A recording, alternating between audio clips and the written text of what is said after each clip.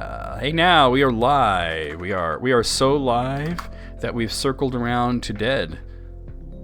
Shit. And welcome to the stream. We're going to be doing the List Critics Remastered in just a bit, and I'm just going to have them sound off with me. We have our usuals. We have Jesse Armageddon Time. That's me. We have Elise Explosion. What up? And coming at you live 1 week only, well, 1 month, whatever the heck, we have Wayne with us today. Naked in front of your steaming eyes on WVMX. 96.9 Dick Smasher Radio. All right, let me just go ahead and get the word out to people. And just to let you guys know, I do have a Tumblr list to start us off with. Yes. We're getting deep. Yeah, they seem to be doing Good vibes if we start off with a Tumblr list. Yeah. They seem to be doing it semi-regular. I don't need to post in yours, at least. But hey, Alice, semi-regularly, at least once a month. And they're not calling it Tumblr Gets Deep, but they are putting it up. It's basically the same shit that it's always been, so. It'll always be getting deep to me. Getting deep So on these real to be dipping. nuts. Don't let me get too deep. These nuts. What? No, I'm thinking of that Edie Brickell song that what I am is what I New am. Bohemians. The Mind Goblin. You know, the worst thing about trying to get people with the Mind Goblin was that EB was saying how they were having difficulties with it because they'd go into a Discord server and be like, "Hey, do you guys know about the Mind Goblin?" And people would be like, "Oh yes, that's terrible. Yes, we know about the Mind Goblin. It's just What? awful." Yeah, like I don't know. They seem to think it was something. Maybe Like there's some encrypted? other weird story. Who knows? I think Ever that heard of the Mind Goblin? I think they assumed it was some sort of like mental health reference, you know. I did that to a caller one time, one of those spam callers. It's like, "Hi, are you interested in selling your house? Have you ever heard of the Mind Goblin?" Did they just hang up or Click. Yeah, they hung up Click. on me. Click. click? Mhm. Well, you know. I guess they knew about it. They knew of the Mind Goblin. Or they just didn't care, one of the But two. the mind goblin, it got to them. Yeah. Sure did. They Like knew the too candle much. jack of the real world. Candlejack? What? God. Sorry, that's a freakazoid thing. Never mind. I was Oh, gonna okay. say. I haven't watched that show in years. I know. I haven't- have. I haven't watched that show at all. Same. It's fine. Don't worry about it. Yeah, it sounds like I'm not missing much. Yeah, it's definitely out there. I like it. It exists. It is one of the shows of all time. Yep. Yes. And guys, just make sure you have Twitch up during this. 'Cause I personally have difficulty keeping up a chat when I'm doing List Critics. So I have like an applet basically. It's a Java applet that exclusively pops up and lets me see Twitch chats. Yeah. It is Wow. the most convenient thing because I only have one I see monitor.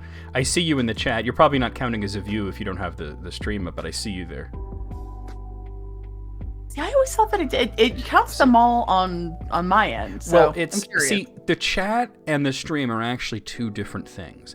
That's why that bots can join the chat but not be counted as viewers because they're not viewing the stream. Interesting. Kind of beneficial. You don't want all these bots blowing up your necessarily views when they're not genuine. No, you want it to be legitimate. I mean, the bots, they're not doing anything wrong. You know, they're usually data scrapers and actually benevolent.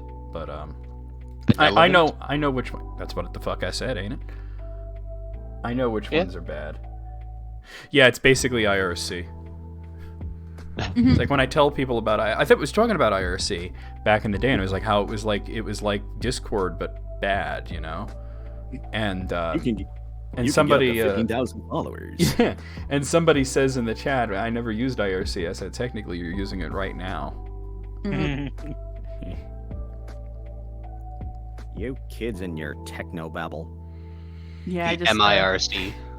just dropped a picture of it in images and sounds in case anybody wants to see what I actually look at. Let's see. It's just this tiny little thing helps me keep track of what everything's going on. Nice. That's Oh, fun.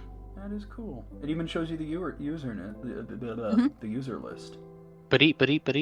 That's Yeah, I it's actually what I use when I stream as well. Why does Alice have that mark next to their name? Raid Train.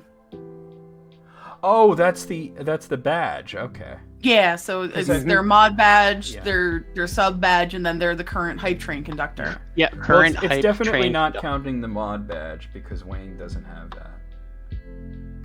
I have a mod badge. Oh no! So that not on the at symbol. Yeah. Okay. Yeah. So you can see EB as well. That means that one of them's a mod badge and one of them is subscribed. Hey now, well let's wait. Sound off in the chat real quick with some emotes for EB Agent coming at me with a tier 3 sub for 54 months. Holla holla get dollar, here's $4. But no, but I'm saying that like in that screenshot, Alice has those badges, but Wayne doesn't. It doesn't show it for the others because they haven't chatted in the chat yet. Oh, once they chat, it'll populate. Okay. EB making it rain. You know what's weird is that there's a move in Pokemon called Make It Rain now, but it's a steel type move. Oh man, you need Batman. You just like make it Wayne. Hey. No, Naked Wayne. Oh no. Whips off the codpiece, starts helicoptering, and the Joker's just like frowning like, that's not funny. How many spins can you get through? Alfred, Joker's on the loose again.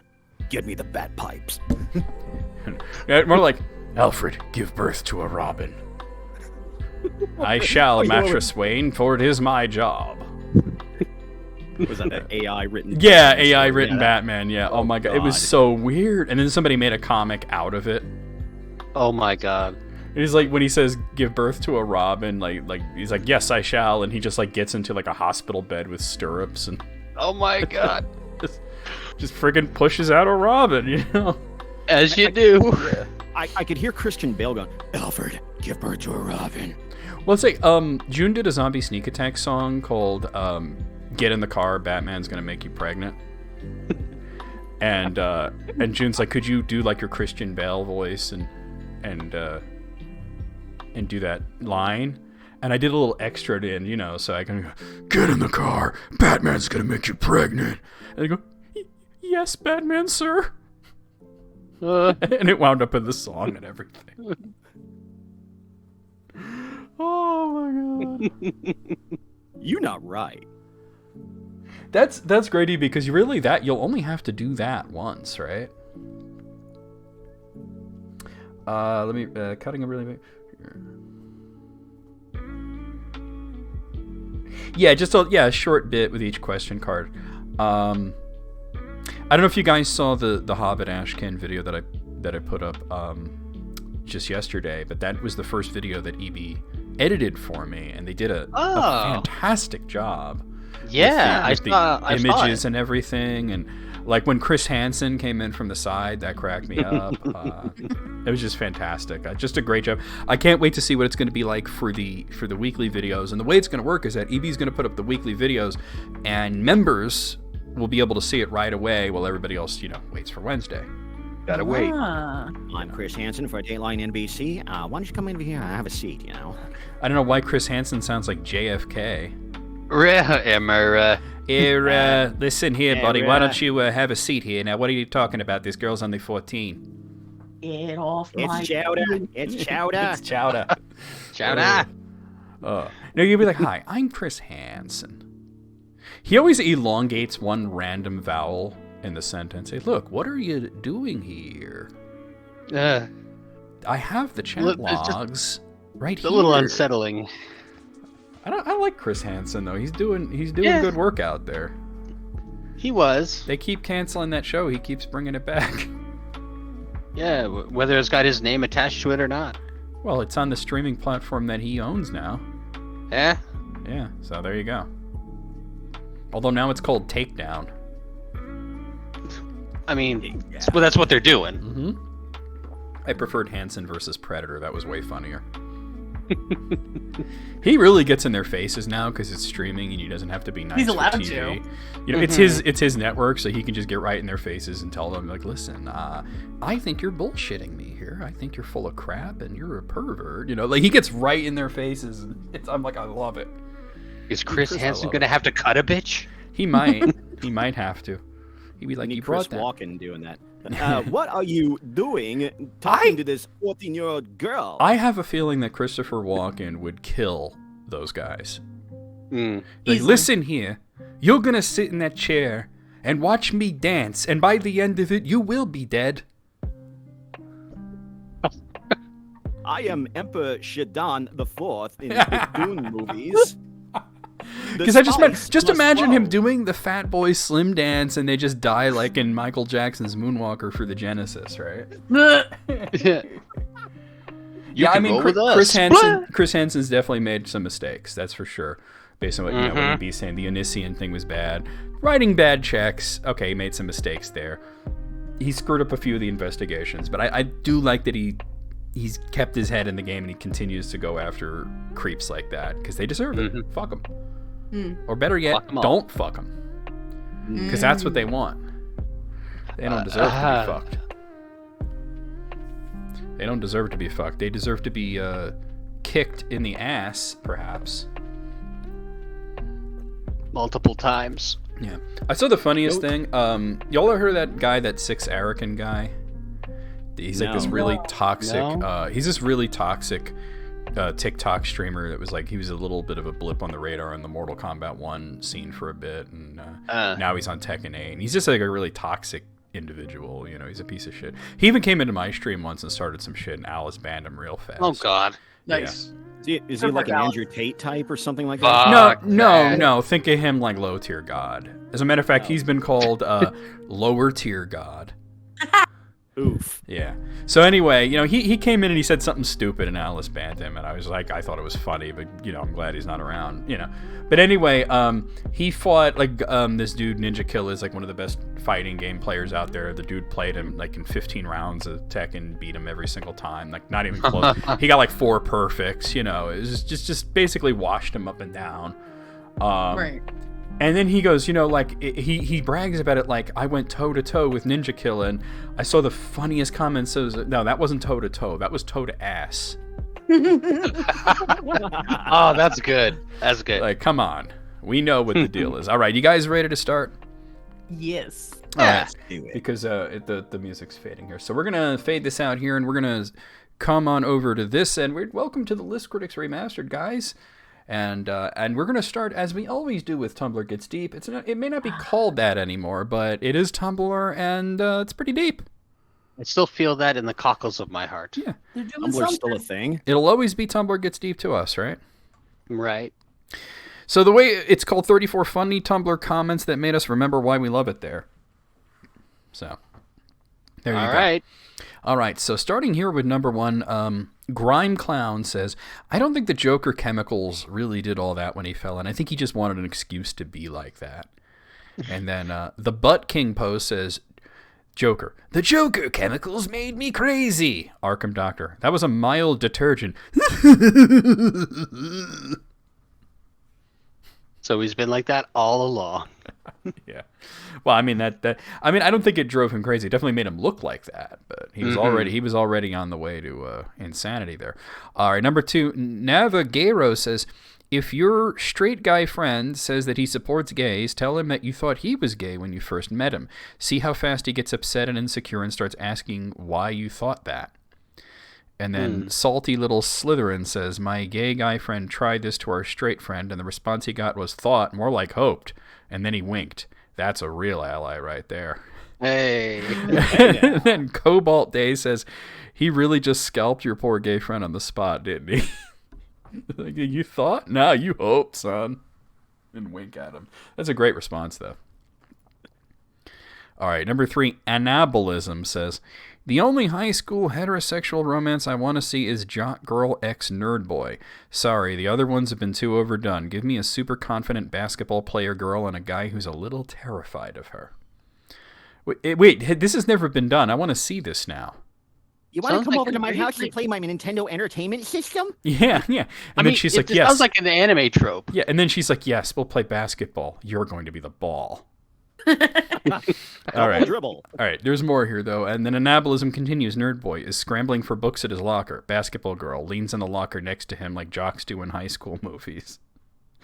And then Sega Sister says, let me guess, no other guy wants to go out with her because she's too tall and intimidating.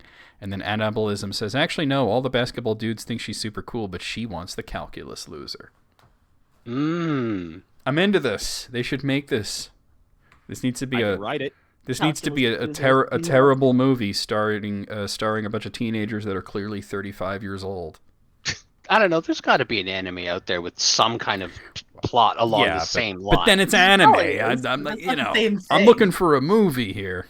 You want You want an American movie. Yeah, no. Like I said, I want a bad movie where all the teenagers are clearly 35 years old. And you want a live action. Yeah, that guy has wrinkles, but somehow he's pling a 15-year-old. All right, number. Don't think about it. Valerie Bertinelli in Asbestos and Obstetrics. I literally want one of the characters to be Steve Buscemi saying, "Hello there, fellow children."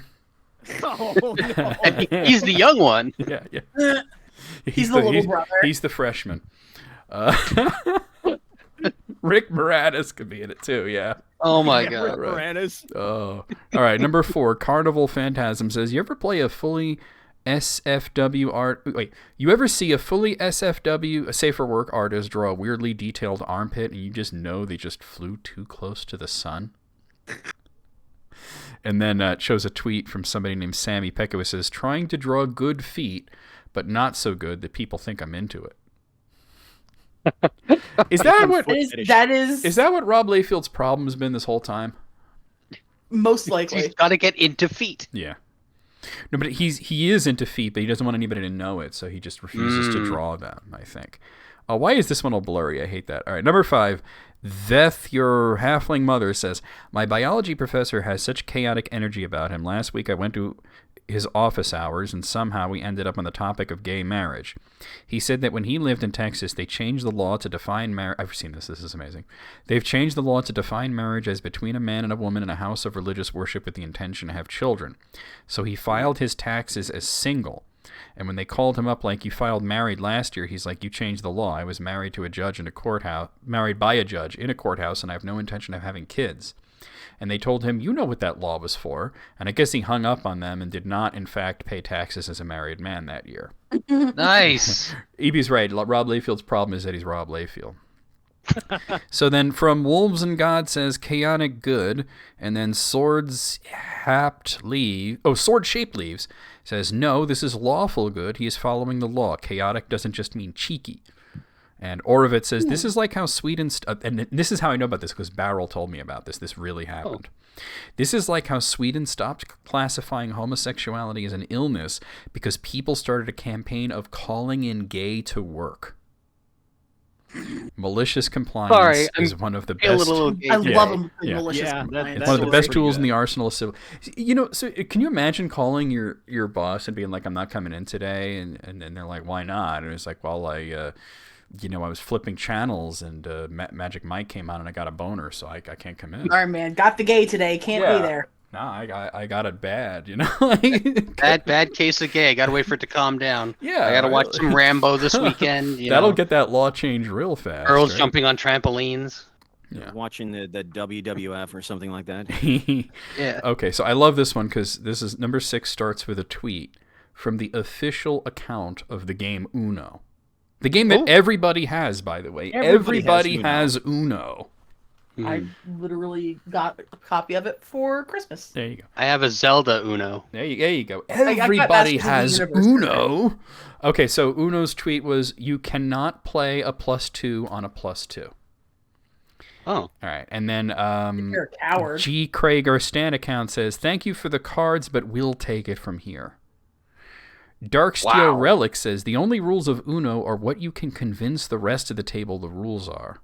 And Leslie Harpy says, "Fuck that. You play as many +2s on top of other +2s as you can until it lands on someone who can't and it ruins a friendship." And I hit you with my trap card, my draw 4 wild. You can't triple damage double stamp. Oh, number 7, Frog MP3 says, Europeans are so funny, literally like, I can't believe Americans don't have fresh bread. What the fuck are you talking about? What? I never understood this either. They'll say things like that, and we're like, yes, we do. So then Lassimus says, I can't believe Americans think their store-bought sliced bread is real bread. And then Frog MP3 says, there are bakeries in the United States. I'm not going to argue with a motherfucker about bread. I have fresh bread in my little bread thing. Yeah, like just even because in the just Walmart, because we in have the morning You you make smell your it. own Oh bread, yeah, too? just because we have sliced bread that you can buy in stores does not mean that we do not have access to actual fresh bread. I mean, come on. I tried making fresh bread, and I just failed miserably. My mom is really good at making bread. She's even she's graduated to bagels, and they're good. Bagels are the shiz night. And you know how much I love bagels. Really And Alice brings up a good point. They have sliced bread in Europe too. So what the fuck are they talking about? Yeah. Like you can go to the store and get a loaf of sandwich bread. Yep. Like it exists. Just grandstanding. Yep. All right, number 8 starts with a tweet from Imairin Ibanga. Hope I'm saying that right. Who says, for 20 years, the nation has been paying the temporary baggage fees first billed as a way to help the airline industry bounce back after the September 11th attacks. And then a reply here from Cam Renee says, wait, there were no baggage fees before 9/11? And then it switches over to Tumblr, where Burn It All Down Darling says, no baggage fees, no TSA line, no removing shoes. You could bring water on the plane. Hell, you can bring a whole meal. If you didn't, they would give you one free, whether you ordered it or not. Oh, those airlines. Yeah. I have a fun story about that. Oh, no. The first time I ever went to overseas with my parents, my father had a pocket knife with him. And we get to the London airport. And they stop him. They say, sir, you've got a pocket knife. He goes, yeah, it's for my job. I'm an electrician. And they go, okay, go on through. Yeah. You know, and this was in good. 2000. The worst that they should do about something like that is just insist that you stow it. Yeah. You know? Mm-hmm. Make sure your knife is properly stowed. Oh man. All right, number 9. Lizard Sister says, if they rebooted Austin Powers, it would either be the most tone-deaf, unfunny, incredibly offensive movie in years, or they do it right and really keep with the times and being very self-aware. It would be one of the best films in decades. Austin Powers would be a massive support of trans rights because trans women means more women for him to shag. Oh, your pronouns are... Wait, I gotta do this in as well. Oh, your pronouns are she, they. Well, baby, let me she them titties. Shagadelic. Hey. Austin Powers discovers bisexuality, and it blows his fucking mind. I can do anyone? Yeah. Well, you mean I could do anyone, baby. I could do blokes too. All right, Randy. It's a man, baby. Okay. Do I make you horny? Oh boy. All right. God, Remember the 2000s? Yeah, those movies have not aged well, but yet they could be updated, though. It's true. Mm-hmm. All right, number 10, the Meme Daddy. Imagine you're the person on Tumblr that got that name. Everybody's rushing to get the Meme Daddy, and you're the one that got it. Meme Daddy. In 20 years, you won't remember the time your kids didn't finish their dinner, but they'll remember how you freaked out and yelled about it. That's real, though. Yep. Yep. Yeah, that And is then real. That's real. I've been on this site too long, replies with, last year I was talking with my mom about parenting, and she said, well, at least I never made you feel like I didn't love you. I proceeded to tell her about a time when I was a kid, and she was yelling, screaming, and throwing things, and I said, I love you in that small, timid kid voice, and she says, well, I don't love you right now. Our relationship was never the same after that, and she didn't even remember that it happened. Childhood trauma. That's Yeah. Unintentional, even. Ew. Yep. And then HST 3000 says, the axe forgets, the tree remembers. Now that is Tumblr getting deep right there. Oh, That that's 100%. good. That is good. And finally, Celestial Yearning says, you remember that? It was a formulative experience in my life, but for you, it was a Tuesday. Is that Street Fighter? Yes, it is. The day that Bison graced your village was the most important moment of your life, but for me, it was a Tuesday. Nice. Number 11, Swaggers Back to the Impala says, I just realized, this is in all caps, I'm not going to yell, just imagine that I am. I just realized we don't even know what dinosaurs sound like. They could have been speaking fluent German for all we know. And then Democracy Kill says, it's too early for this. And then Red Vines Giraffe says, Guten Morgen, Herr Pterodactyl. And Field Bear says, Wie geht's, Frau Mastodon? And Marvelous... Sehr gut, Frau Mastodon. Wie geht es dir? And then Marvelous Freeman says, oh my god, neither of those are dinosaurs, and there's 145 million years separating them both. This post is a paleontological disaster. Mm-hmm. Well, so was the comet. The asteroid. Asteroid. Yeah. Whatever. Why are I don't know why I remembered this just now, but I wanted to say to Elise, I'm so glad in those diner videos you're doing that you have your husband with you, because he was there to tell you that those berries were good, and because I was just looking at it like, oh my god, look at those berries, and you're just like, nah, I don't like them. Yeah, I have this weird thing where berries are just so bitter to me. Why did you order it? Listen, it looked good, and then I was wrong. It did look really good, though. You're right. What kind of berries were those? It was raspberries, blackberries, strawberries, and blueberries. It looked like the whole medley stuffed into French toast. So I have this weird thing where, for me, if fruit is not like cloyingly sweet, it just reads as bitter. I get that, because you just don't like them that much. But I'm so glad that Michael was there to just say like, no, it's a you thing. Yeah. I think you need to get. I took the L on that one fully, because I wanted it to be better. I looked at that French toast and I'm like, I need that in and around my mouth. Yes. All right, number 20. I think you need to turn yourself up a bit, NecroVMX. I do. EB says that your they can volume's barely a little low. hear you. Really? Okay, hold on. Let me see. Well, it's at the normal Twitch volume. So are you guys hearing me all right? I hear you just fine. I'm just reiterating chat. Okay. I think the issue might be that you guys might be a little loud. I don't know. I'm always loud. So. Because they're running through Discord. I'm talking directly into Twitch here. And meanwhile, the dinosaurs is like how do they sound? Well, meanwhile, down in Australia, I'm just gonna our own way. All right, I just bumped my microphone volume up a little bit. Hopefully that fixes it. A little bit. A little sheet. Okay, where was it? Okay, so we were just talking about this.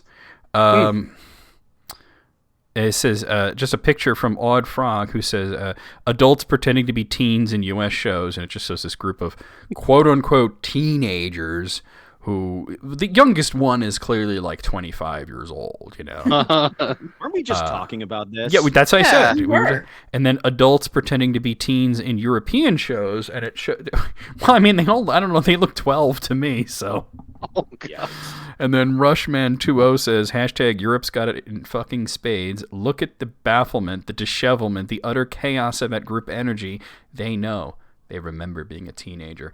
And I think that's the issue. It's not so much that the actors in these American shows are too old to play younger, but they're too made up. Their hair is too nice. They're wearing designer clothes, right? And they just don't really like you just go to a school. Teenagers don't look at that like that. They're a mess. Yeah. No, if they all look like they live, seaside. Yeah, then, they're not models.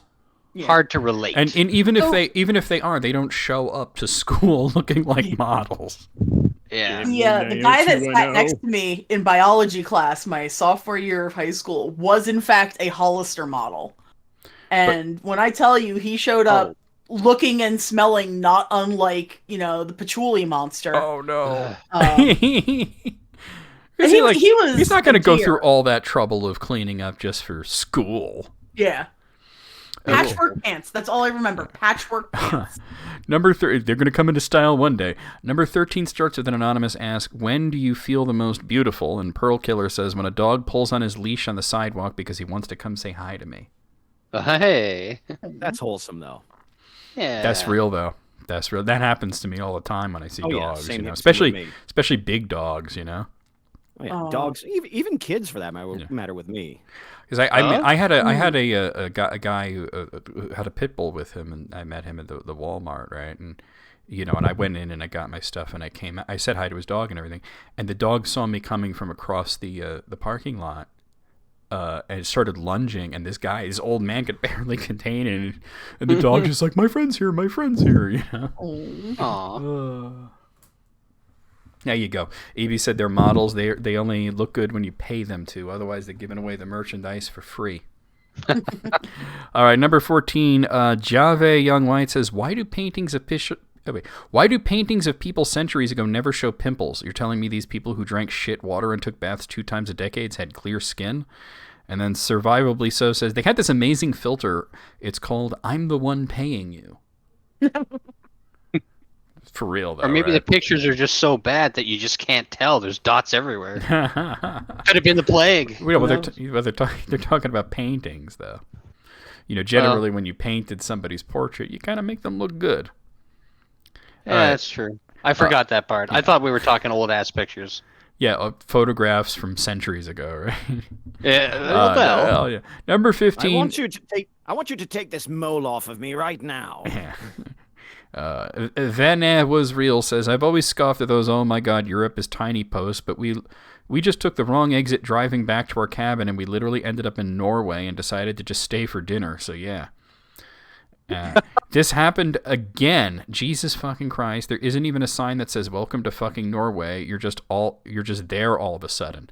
I could miss an exit and still stay in my state. Oh, there's a reply from If I Could Be Heard says, I could miss an exit and still stay in my state for another 8 hours.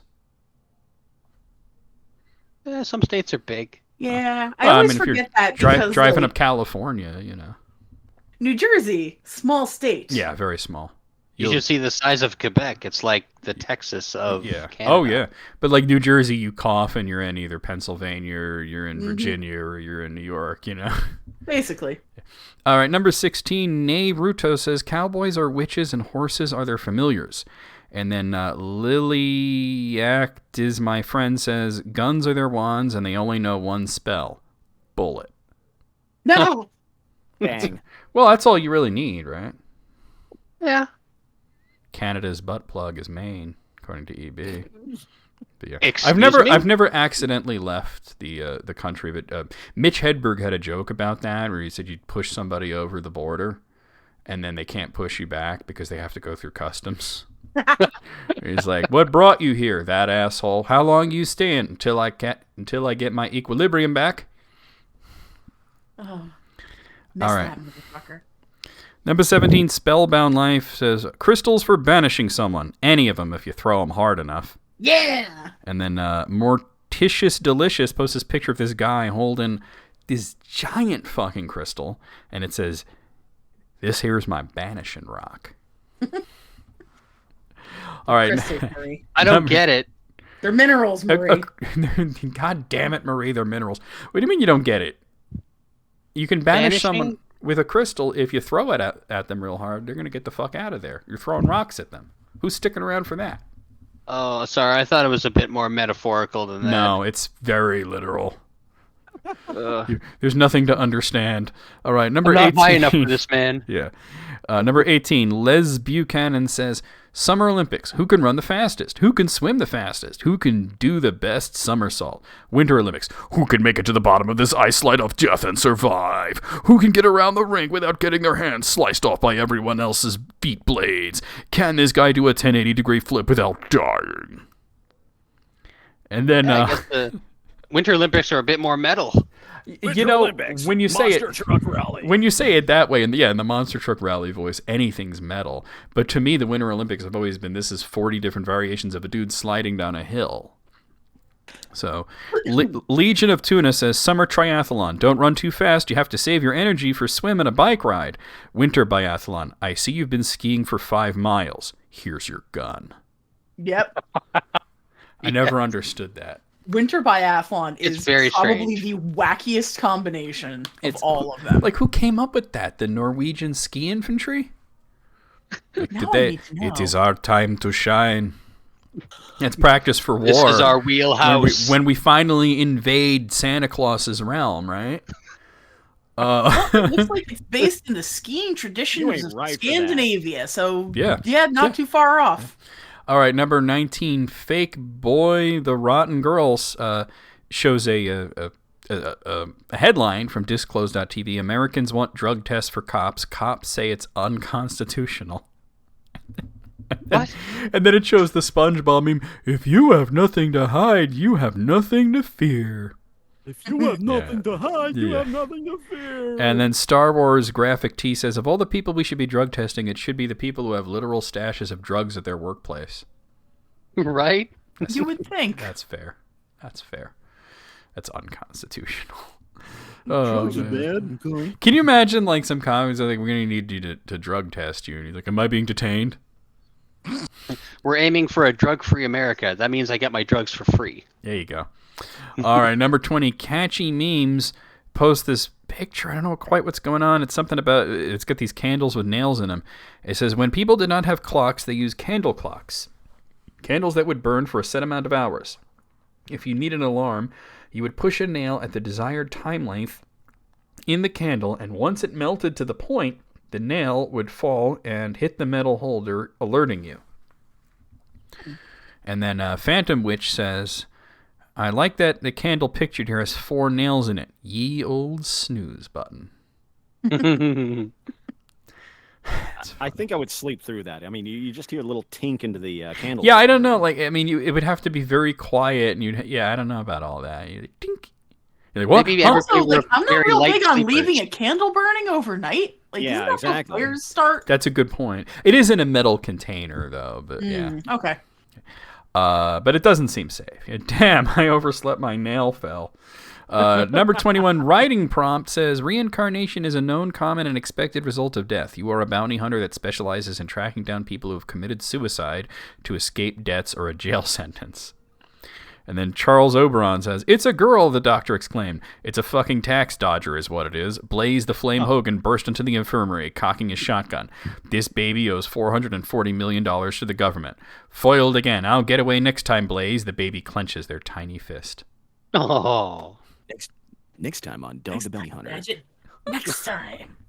Next time, gadgets.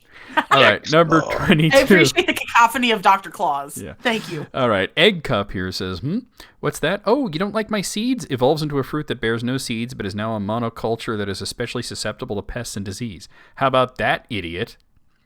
And then Gabe, you're not going to believe this person's name. Gabe Bananamancer says, don't vague post about bananas, you scum. Hey, Banana Mancer. What a job description. What the fuck?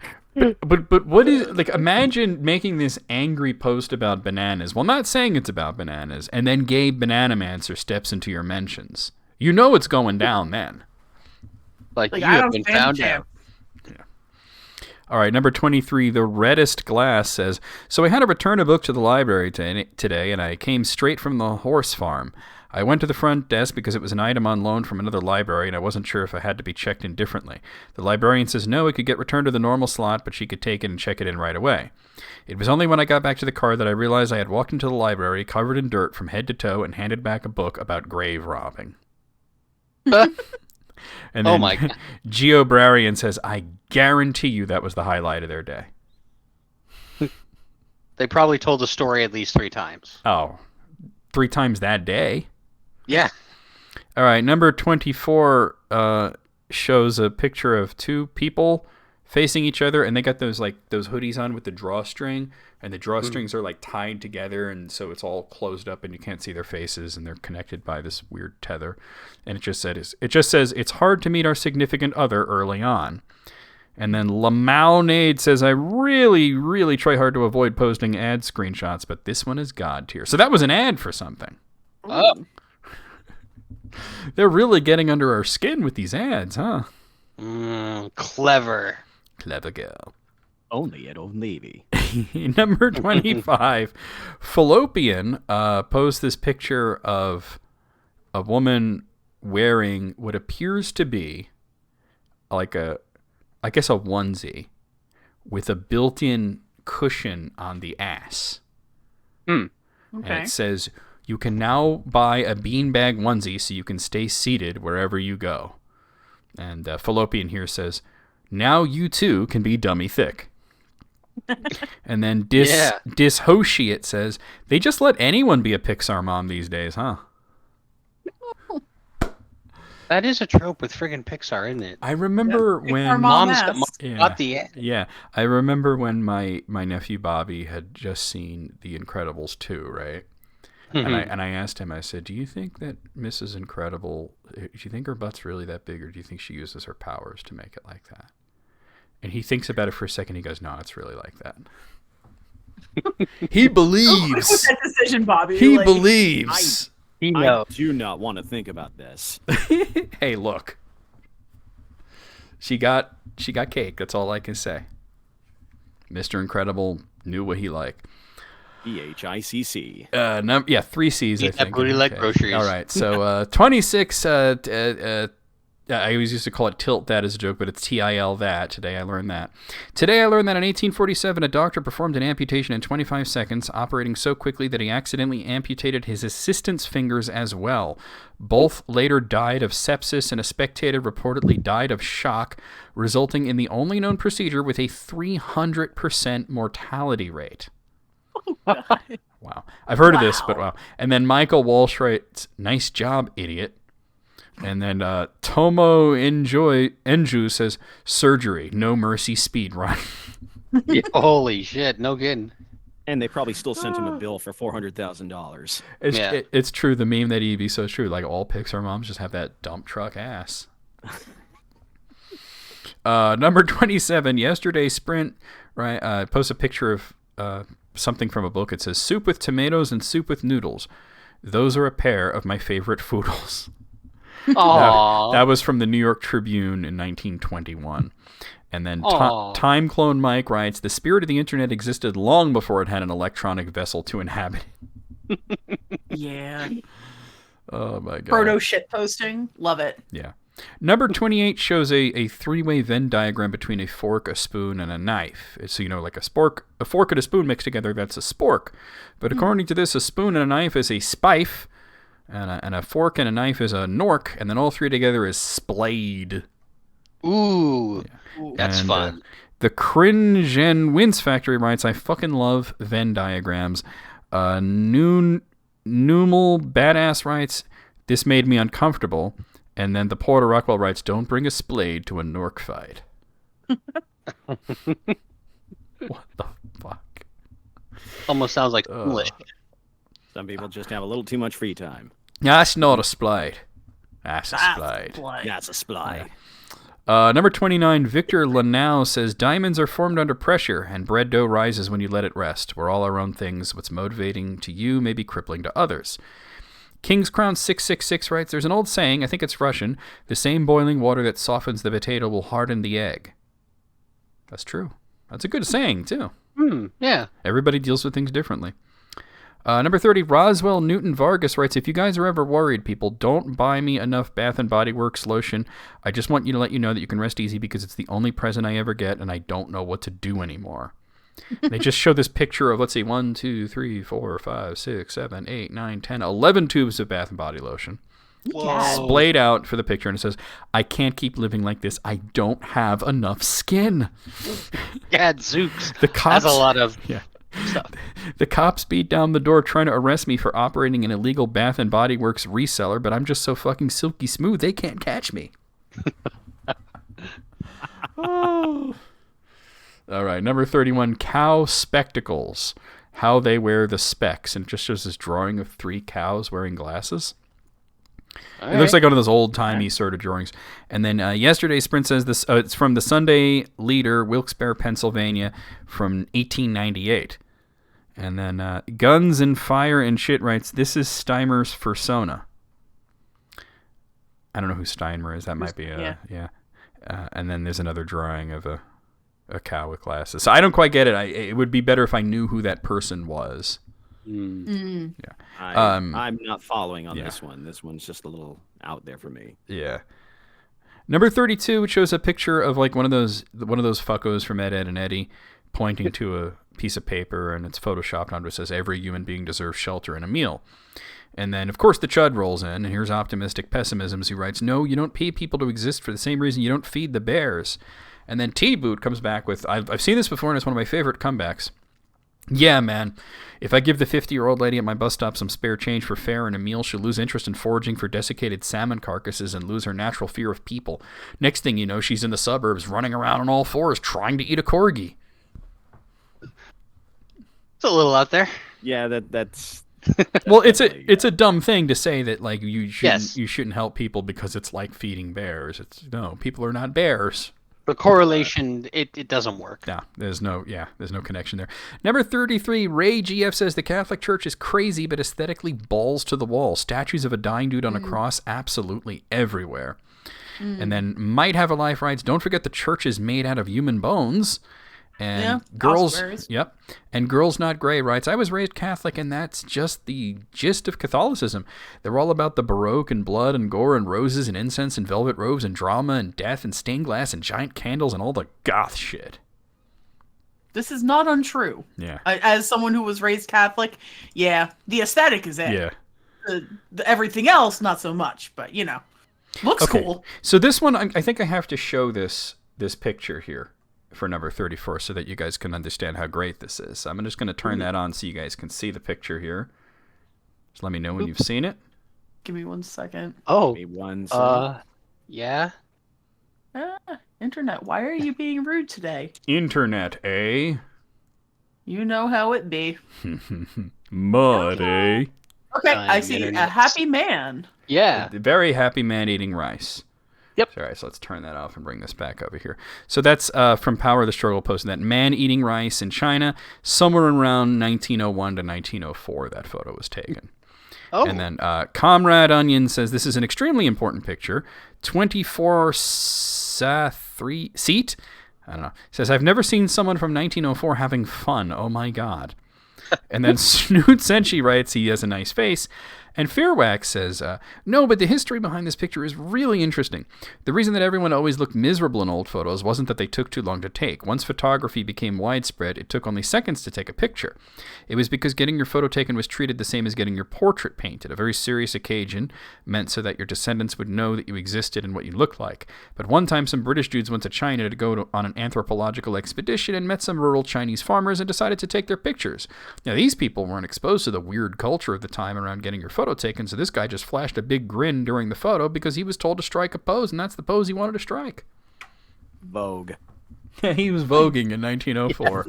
Oh, that was the last one. So, how deep did we go? Out of 34, I would have to say we went pretty deep, huh? I agree. Mm-hmm. I think there were only a couple of misses. Maybe I'd give that one like a 31. Okay. Yeah, I'm gonna agree with 31. Yeah, I'm gonna go with 31 also. Yeah. 29. Oh snap! The contrarian. Alice DM'd me who that Stirner guy is. Max Stirner, a German philosopher, and I guess he was the one that drew the cows and spectacles based on the art style that I'm seeing here on Wikipedia. So, okay. Moo. The axe forgets, the tree remembers. Moo moo moo moo moo moo. I am a cow. Moo moo moo. All right. I have another one here from Pleated Jeans, which is 15 plus. Who knows what the hell that means? Funny tweets that somehow made everyone on Twitter angry. Oh boy. Okay. So they're funny, but they made people angry. Let's translate. Make me angry. 15 plus actually seems to translate to 19. So there's 19 of them. I don't know where they get 15 plus from. Why don't they say 19? You know what? They should just go way overboard with this. Instead of just write for 19, write 20 minus. I was gonna say that. Here's Here's the fantastic list of less than 20 times the tweets that were funny made people angry. Yeah. And 19 is such an arbitrary number too. Yeah. Well, all numbers are arbitrary. Okay, number 1, Ket here says, What's the funniest thing someone's ever gotten mad at you for on here? I think mine is when somebody told me I was rich and privileged for saying back service corridors at malls are scary at night when I was in the service corridor because I worked there. Yeah, that's fucked up. Yeah. I mean, if you work there, you have every right to say whatever it is you want. So, from what I can understand, that all the subsequent ones are people responding to this with their own stories. Okay. So number 2 here starts with effluvial altruism. It says, I have to volunteer Sweetie Angle here. She called K-pop boys from that one band they all love pretty, and she was swarmed by thousands of enraged teenage girls telling her to K-word herself. And then the sweaty Angle, who was tagged there, says, this is the silliest one by miles for me. It is true. Do not think I am likely to top it. I will never get over the fact that they called Ilhan Omar's office to complain about it. Wait, what? That's entirely unnecessary. What did People they have think? too much time on their hands. What did they think she was going to do? Man, K-pop stans are in a world of their own. Truly. See, but the thing is, I know people who are into K-pop, and they're not like this. My friend Sakura Sushi is not like this at all. Well, you have some level-headed friends. Yeah, well, yeah, I don't deal with maniacs.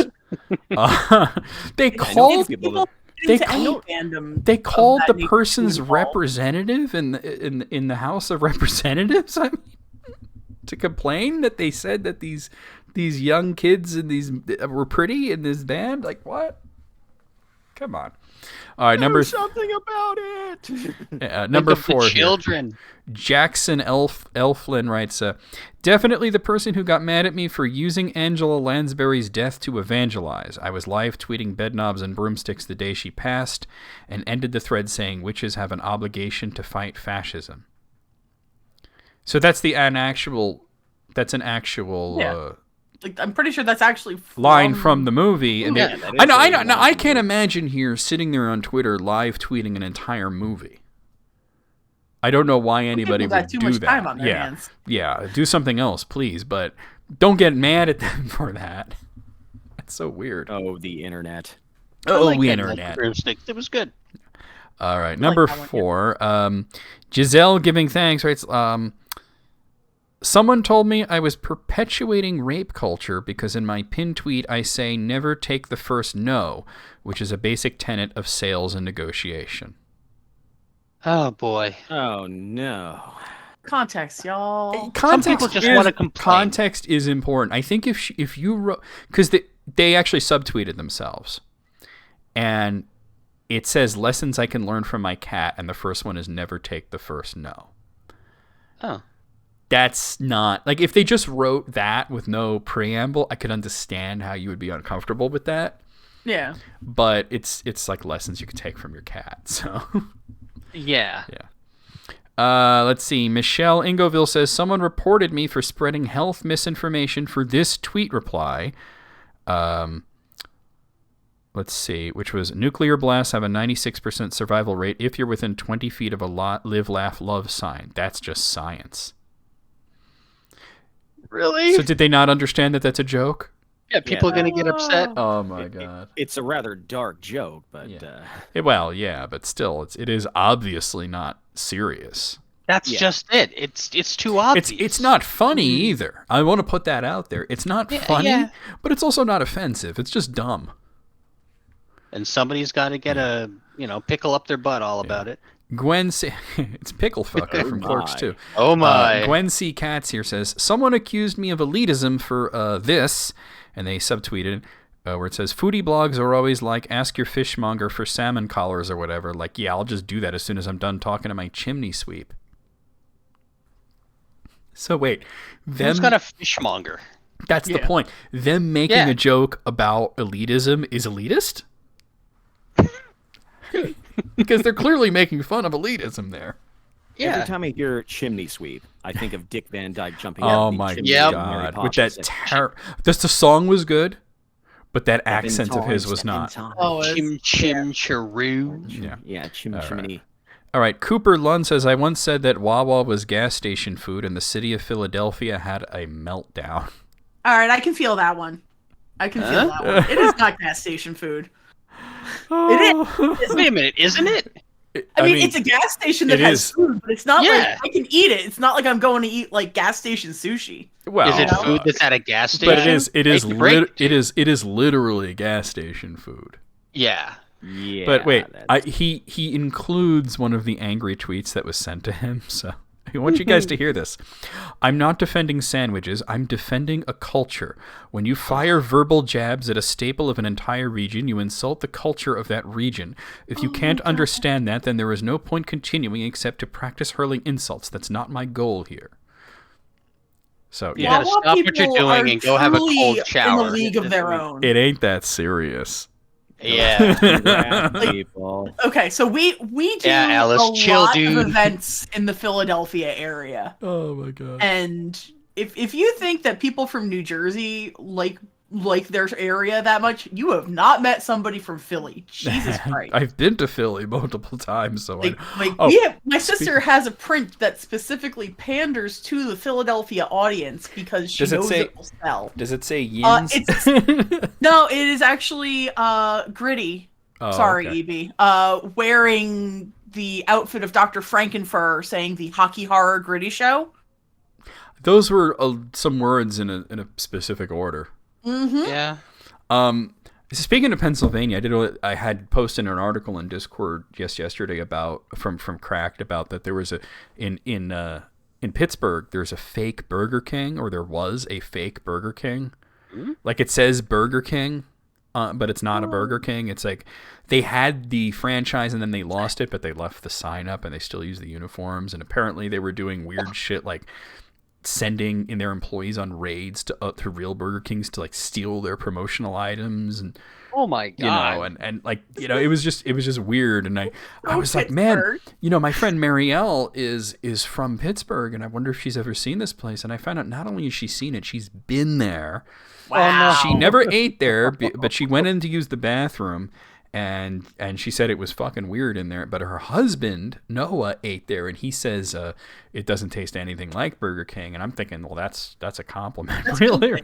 Yeah, Burger Warlord, exactly. I will not eat at those places. No. You won't catch me in a Burger King bootleg or otherwise. No. Number 8, RJ Palmer says, I dealt with weirdos for days that were super mad at me when I said this didn't look realistic and looked out of place in a live-action film. And I don't know what this is, but it looks like something from a video game. Like, let me put this on the screen here. This is like PlayStation 3 quality here. And this guy says it didn't look realistic. Looked out of place in a live action film. I don't know what movie that is. What? Yeah. What the hell is that even? But just yeah. Like a stuff? What? Maybe it was the graphics crew from the movie that... All right, number 9, Sarah here writes, a couple of people were absolutely irate because I said that one of my pet peeves as a children's therapist is that I hear the word kiddos all the time, and that if people thought it was an acceptable word, then they should have to call adults adultos. I kind of like that. That weird monster is from Shin Ultraman. Well, those Ultraman movies never had good special effects, so... What's up, adultos? Yeah, what's up, adulto? Greetings, fellow adultos. Yes. All right, number 10. Matthew Waska writes, someone got mad at me for posting this picture of a basal skin cell cancer and are keeping it and leaving it as my pinned tweet because it was obscene and kids might see it. So it's a slide from a microscope, but it kind of looks like a dick with balls. Oh. Yeah. But hey, that's science up on the screen. Science, bitch. All right. Yeah. Number 11. Cell says, when I said milk is disgusting. and shows one of the angry tweets from somebody named there's one of the angry tweets that says some people were raised drinking milk and enjoy it. If it's not your thing, cool. But why post something so negative, shaming people who may like it? I don't think saying that milk is disgusting shames people from. That's like I say ranch is disgusting every day, and some people will say, "Well, I like ranch," and I'll be like, "Cool for you." Yeah, somebody has to, right? Yeah. I lived in the Midwest. I told everybody that ranch was disgusting. Yeah, and they probably were like, "Yeah, we get that all the time." Yeah, well, they were all like, "You're crazy." Yeah, I'm the crazy one. Oh, really? Oh, wow. Yeah.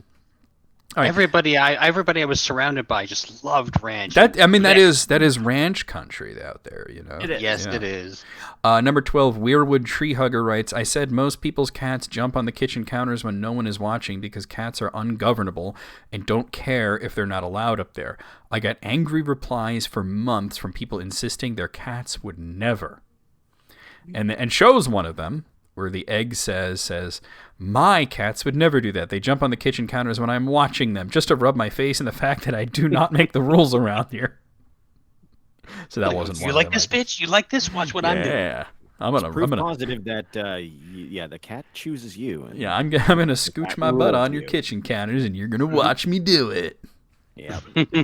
It's like my cat. My cat woke me up at like 4:30 in the morning, and she's like, meow, meow, meow, and I'm like, all right, what do you want? And she's like, a little hungry, so I give her a little bit of food, but that's not enough. She basically wants me to stare at her butt while she eats. Oh yeah, well you have to have her back. It's like, no, you have to have her back. There might be a bear behind her. She don't know. Number 13. This person is the greatest Twitter handle. It's fuck off Paul Koretz. I don't know who Paul Koretz is. But apparently this person's they hold a grudge. Yeah. There are people in the replies to this that are extremely mad. I said cooking in a restaurant is harder than working in an office as someone who has done both. It is, though. It is. It is. You're on your feet all day. It's hot. It's sweaty. It's demanding. It's fast-paced. It's way harder than working in an office. All the while you're doing like calculations in your head. Why would you ever be mad at someone for saying what's obviously true? Yeah, Why? I work like I know maybe Brenda's office drama may make your day kind of annoying, but it's not the same. Thanks, Brenda. Yeah, I worked a pizza place, and I remember even washing dishes, and that was pretty complex. Paulie in the chat says, "When I heard fuck off Paul, I immediately thought fair." Poor Paulie. All right, number 14, Cara Lisette says, that time I accidentally called a shark the wrong name, and then hundreds of marine biologists called me out and told me that unless I deleted the tweet, I was emboldening the anti-vax movement by encouraging misinformation. Then Snopes wrote a whole fact-check article about it. What? Bold.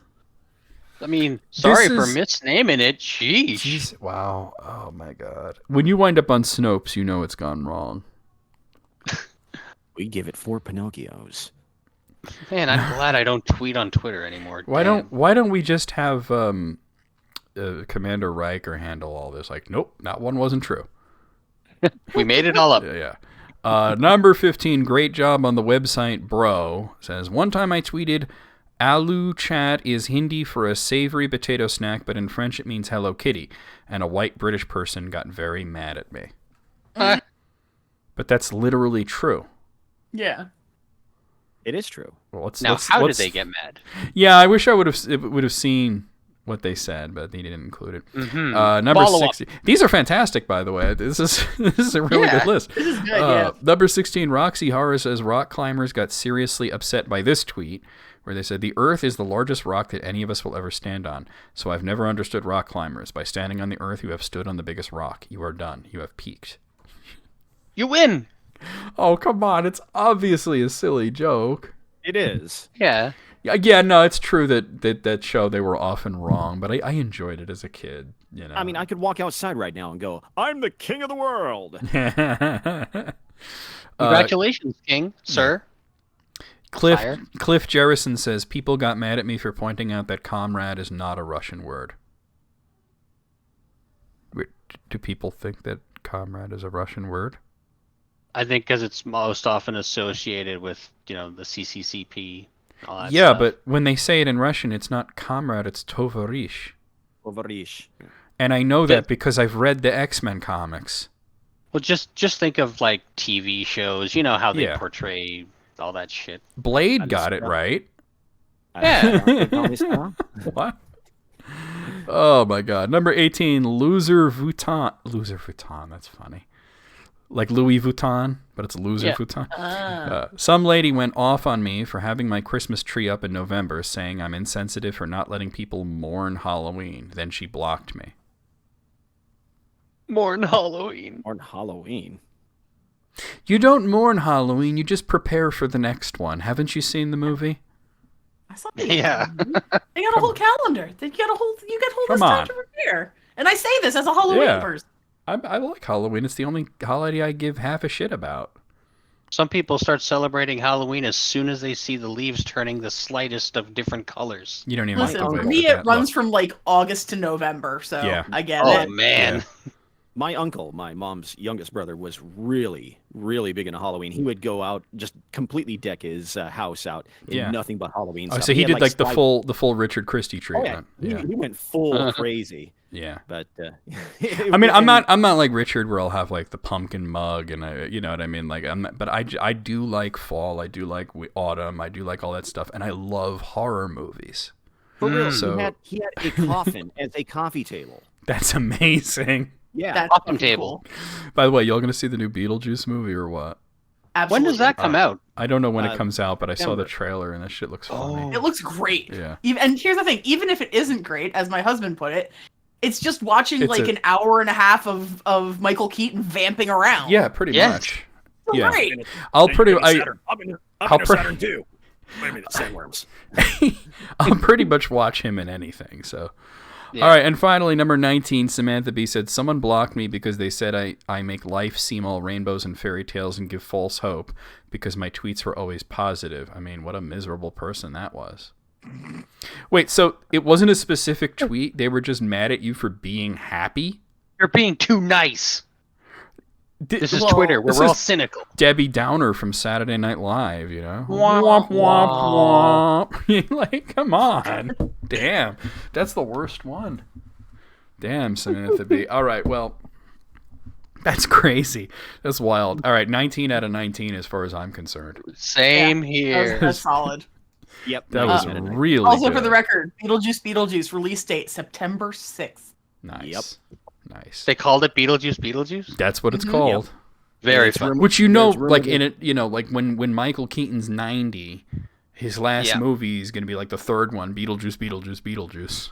Yep, and that's what it's rumored that they're going to do, that third one, Beetlejuice. But they'll wait till Michael Keaton is like really, really old. It's like, it's no time.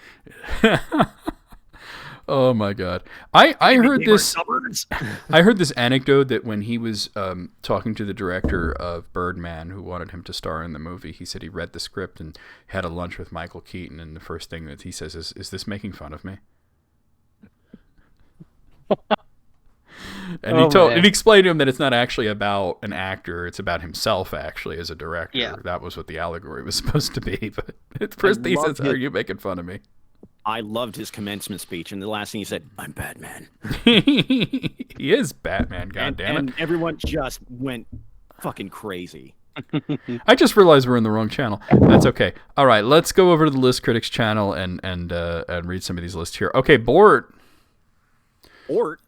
here gave a list, and I love the way they did it. It's a top 10 list that they wrote out. It was from a YouTube video, but they spoilered the top 3 here. So. I thought that was cute. Bort license plates.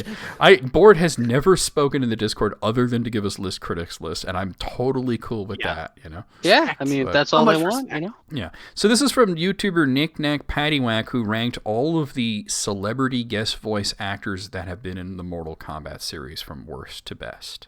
Oh, boy. They have had multiple celebrities as guests in Mortal Kombat or even as playing main characters, and it has had mixed results.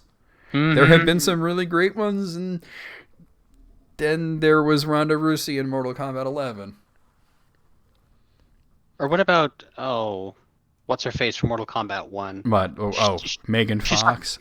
She stuck out like a sore thumb. I honestly, I thought went into it with the best of intentions, like maybe it'll be good. You know, she says she's a big Mortal Kombat fan. And the first time I heard her read I'm like, oh my God, she's so bad. That's not Nitara. That's just Megan Fox. Yeah. All right. Just reading a copy. I haven't kept up with any of this, so this should be interesting. So number 10 for absolute worst is Dimitri Vegas as Sub-Zero. Yeah, but that was a joke. Dimitri, I don't even know who Dimitri Vegas is, to be honest with you. He's some guy who has a goofy voice, I guess, and it was a voice and skin pack that you could buy for Sub-Zero in Mortal Kombat 11 where he sounded like this fucking guy. And it was really bad, but it was a joke. And it was DLC. Joke DLC, okay. Yeah. Number 9, Megan Fox as Nitara in Mortal Kombat 1. Ta-da. Yeah, she's not good. I'm sorry. Like, yeah, I watched you play that, and you were just like cringing every time she spoke. And I got nothing against Megan Fox, right? It's just she's not a voice actress. Sorry, you're not a voice actress. Number 8, Ronda Rousey is Sonya Blade. Yeah. I'm predisposed to put her lower on the list just because she sucks ass, but like she does suck. But yeah, she wasn't good as Sonya. I was distracted by it. They actually released a DLC where you could replace her voice with Bridget Wilson, who played Sonya in the first movie. But cool. What I was really like bring back the voice from Mortal Kombat 9 and X, the Sonya voice that we're used to. Number 7 is Bridget Wilson as Sonya. So I guess they're saying that she's still not that great, but better than Ronda Rousey. That's how I look at it. Yeah. And yes, she is a shithead, Alice. Number 6, Carl Weathers as Jax. That was another DLC that you can get. You could turn Jax into Carl Weathers, complete with the voice and everything. And that was cool because it was in Mortal Kombat X, and it came with a Predator skin for the Predator, and he was in Predator, so it was pretty cool. He passed away recently, too. Yes, he did. Yeah. And Board even wrote "Rest in Peace" there for Carl Weathers. Number 5. So now we're on the top 5 here. Is good ones. Yeah, right? Jean-Claude Van Damme as Johnny Cage. So I didn't buy this DLC because I'm not buying a voice pack, especially not one for fucking $12. But you know, there was a historical connotation to the fact that the original Mortal Kombat started as a Bloodsport game. They didn't get the license. It was supposed to be with Johnny Cage, was supposed to be Jean-Claude Van Damme. So getting him in the 12th game to be Johnny Cage is a DLC thing is pretty cool. Yeah. I think he did a good job based on the YouTube videos I've seen of him and the people that I fought online that have used that skin and that voice. Okay. You know, like a really long Ouroboros. Yeah, I like the fact that he was very self-aware in the Tostitos commercials. Like, you just got Van Dammed. I mean, he seems like a funny guy. Number 4 is Kelly Hu as Li Mei. Now, I had no idea that Kelly Hu was playing Li Mei in Mortal Kombat 1. And I even said when I was playing through the story mode, and I used Li Mei as an example of, now that's a voice actor. Huh. You know, she sounds great. Compare that to Natara, who's making Fox, who sounds like total shit, you know? So I didn't even know that it was. I was like, could we please stop using celebrities unless they were just like really good or something? Could we please stop doing that? And I was using Li Mei as an example of, no, this is a real voice actor. This woman playing Li Mei is perfect. I had no idea it was Kelly Hu. Number 3, another DLC is Christopher Lambert. That just kind of goes to prove your point then, right? It really does. Yeah, it really does. But number 3 is Christopher Lambert as Raiden. Of course, he played Raiden in the movie, the old movie. Yeah. And you could get him as a downloadable thing. There can be only one. There can be only one. We must decide this in Mortal Kombat. I saw a video that a guy took at a convention where he met Christopher Lambert, and he's having him like sign something or other, right? And he was talking about Mortal Kombat, and he's like, you know, I remember that movie and all that. And he says, why didn't you do the second one? And he kind of winces, and he goes, the script was so bad. I would have loved to play Raiden again, but they sent me the script. I said, no way, it's terrible. He was so honest about it. Then he did that third Highlander movie, which was just terrible. Yeah, I think that might have been a contractual obligation, to be honest. Yeah. Is that the one with Edge? Yeah, that's the one with Mario Van Peebles was. Yeah. Which one had Edge? Who's Edge? What are you talking about? The wrestler? Yeah. Oh, that was the end game. Oh. Yeah, with the both of them. All right, number 2 is Lyndon Ashby as Johnny Cage. Of course, he was the actor for the movie. It was a DLC thing. The top 3 are all DLCs. Yeah. And number 1, of course, Kari Hiroki Tagawa as Shang Tsung in Mortal Kombat 11. What I love is that in the new game in Mortal Kombat 1, they got a guy who just kind of sounds like him. And it works, you know. He's Shang Tsung. Oh, it's mine. Your soul is mine. You know, he put so much effort into it. You could tell he was having fun when he did that movie. What I love about Kari Hiroki Tagawa is that he did that movie and then immediately after did an episode of Sabrina the Teenage Witch like it was nothing. Like, whatever. Tried just as hard in both. Well, the funny thing was that there are people who've made a meme out of it showing him in that show and trying to say like, no, Shang Tsung was on, you know, and they even made it like they try to make it like people believe that was really Shang Tsung in an episode of Sabrina the Teenage Witch. But no, look at the billing. Listed as Shang Tsung. He had Kari Hiroki Tagawa as Shang Tsung. In reality, he was like a cousin of somebody or something. All right, that was a fun list. Out of 10, 8. I would say. 9 out of 10. 8 is where I'm going. I'm feeling 8. Feeling 8? I don't know too much about the series, but I think 8 works. Because I think Ronda Rousey should be lower, and if that one is intended intentionally as a joke, then whatever. Accomplished. Yeah. I don't even know who he is, Dimitri Vega. Hey, Moogle. I don't know who he is, to be honest. Like I said, to me, the greatest is Kelly Hu, though, because I didn't even know it was her. You know, I thought that's some professional voice actor playing Li Mei. Yeah, you could do that. We're doing the channel now, so you still got time there, Moogle. Yep. Okay. Alice posted this link here. Let's click on it and see what this is all about. This is from MTV.com. Oh my God. Oh, okay. And it is taking a while to load. Is it about music? It's the 10 most influential video gamers of all time. Oh, well, okay. Okay, I refreshed it. You're not on the list, unfortunately. That's I would hope not, right? Okay. So this is in no particular order. Alice has told me that this is a bad list. Excellent. Okay. Oh, this is going to be fun. So this is people who play video games who are influential in one way or another. So when is this list from, out of curiosity? Let's see if it's got a 2006 is when it's from. Oh, boy. Probably why it had such difficulty loading.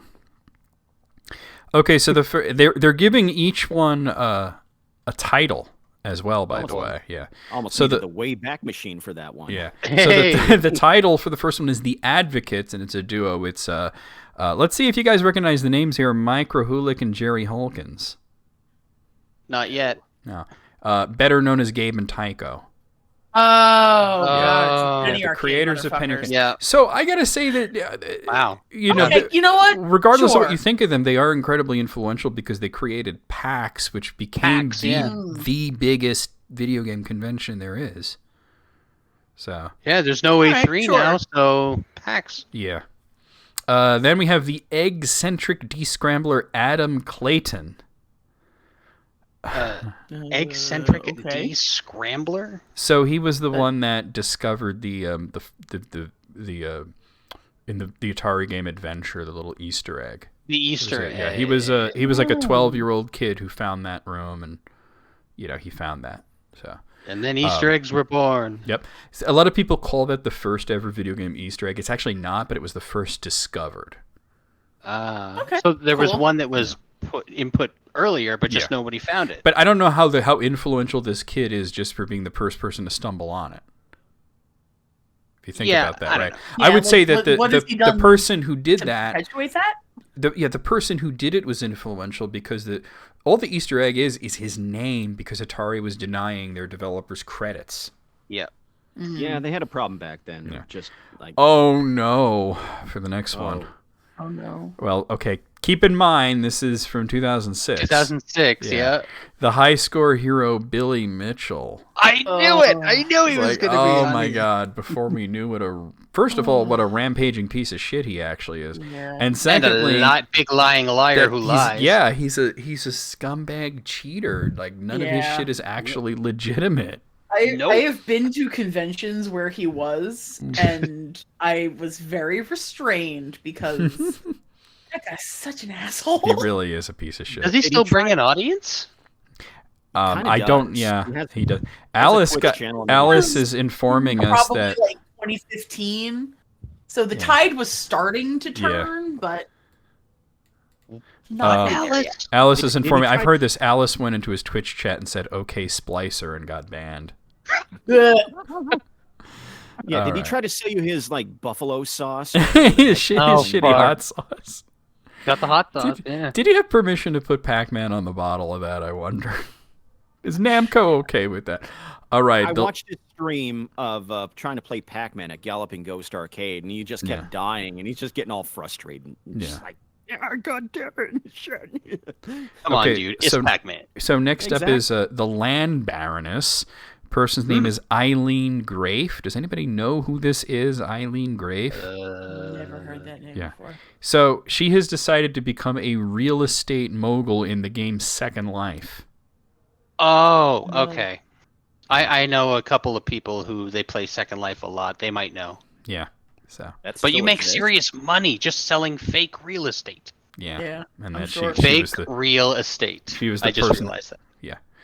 Fake real. I gotcha. All right. The never-winded athlete Im Yo Hwan. I actually don't know who this is, so let me read this. Who the heck is Im Yo Hwan? Are they really good at StarCraft? You know, I just got halfway through the paragraph, and yes, this person is just really good at StarCraft. Okay. Yeah, there you go. I'm trying to think. 2006. But I mean, they parlayed that into a lot. Like, this says that they were the Michael Jordan of StarCraft, bodyguards, screaming female fans, an autobiography, and at least $250,000 in annual profits. Damn, StarCraft. Wow. The remakers, Min Lee and Jesse Cliff. They made Counter-Strike, so. Oh, okay. Yeah. Well, good for them.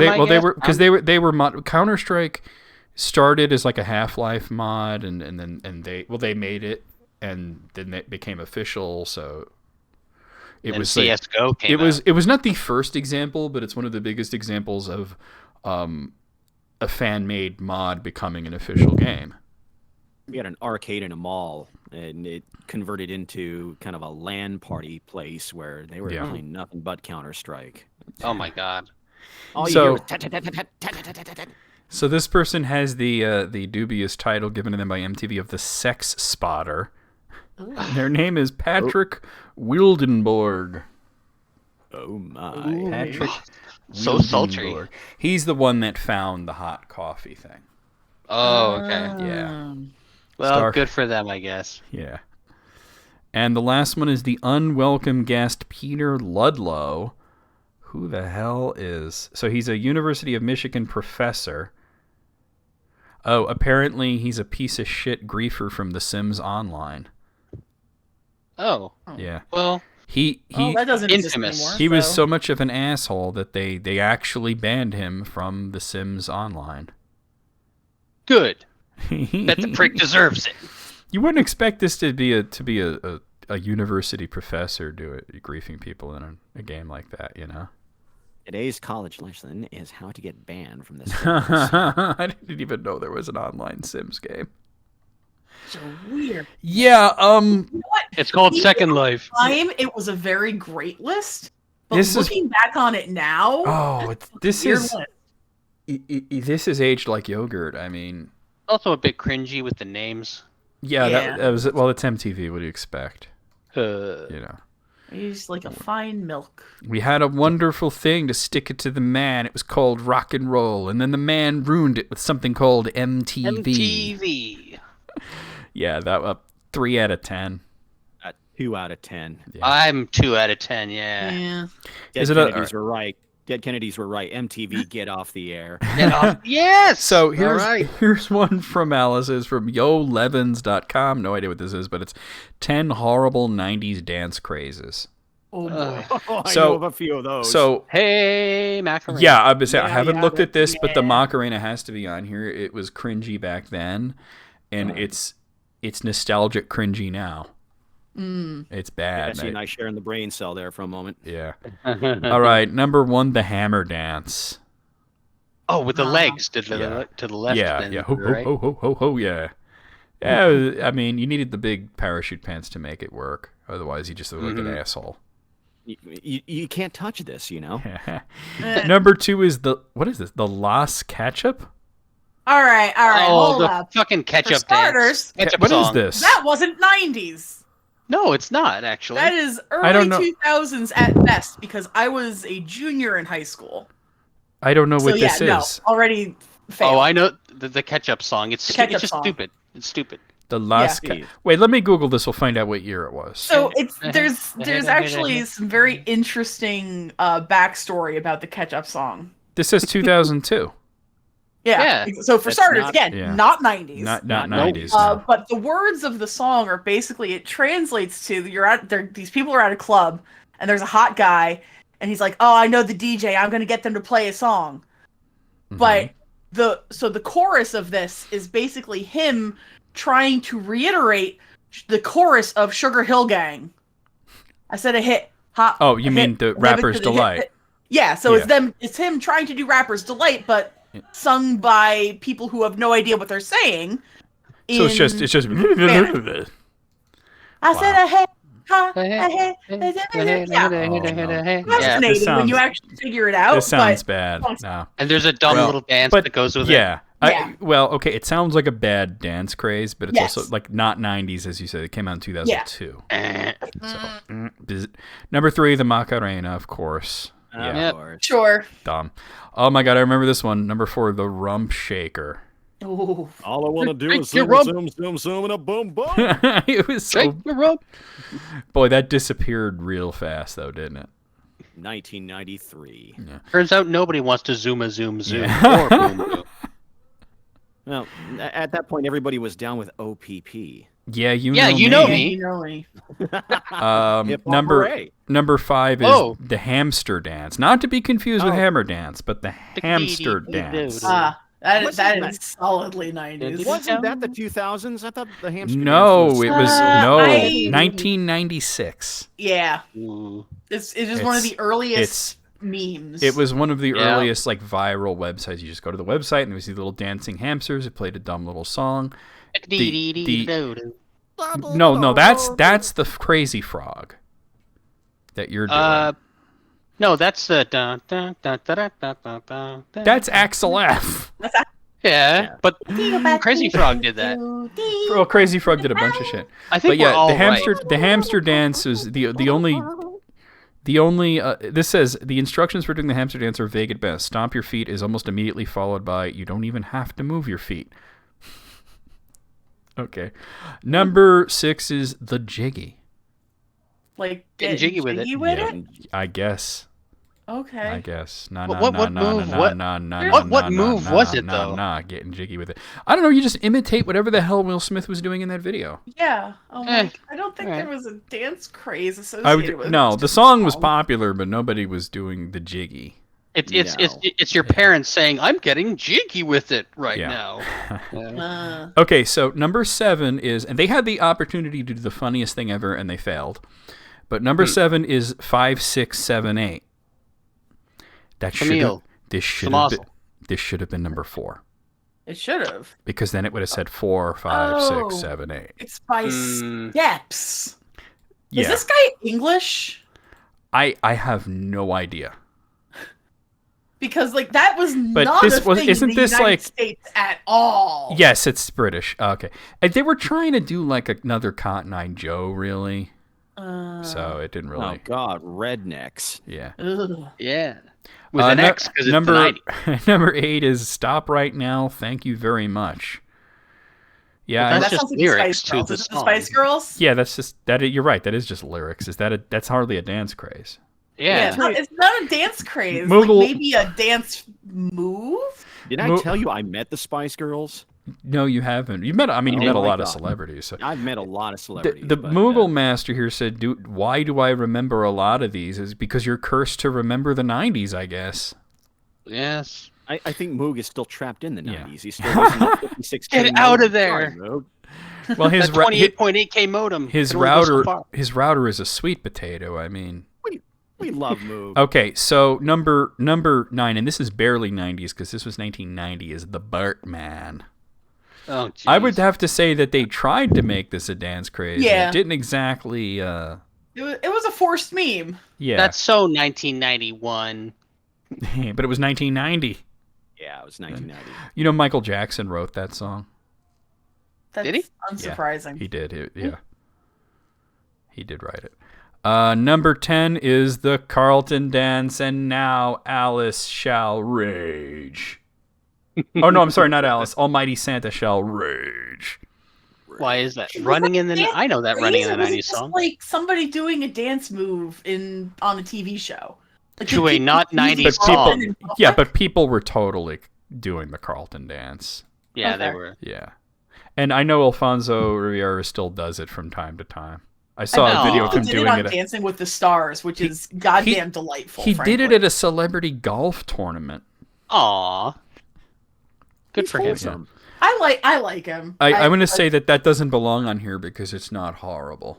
Yeah. Almighty Santa had the single.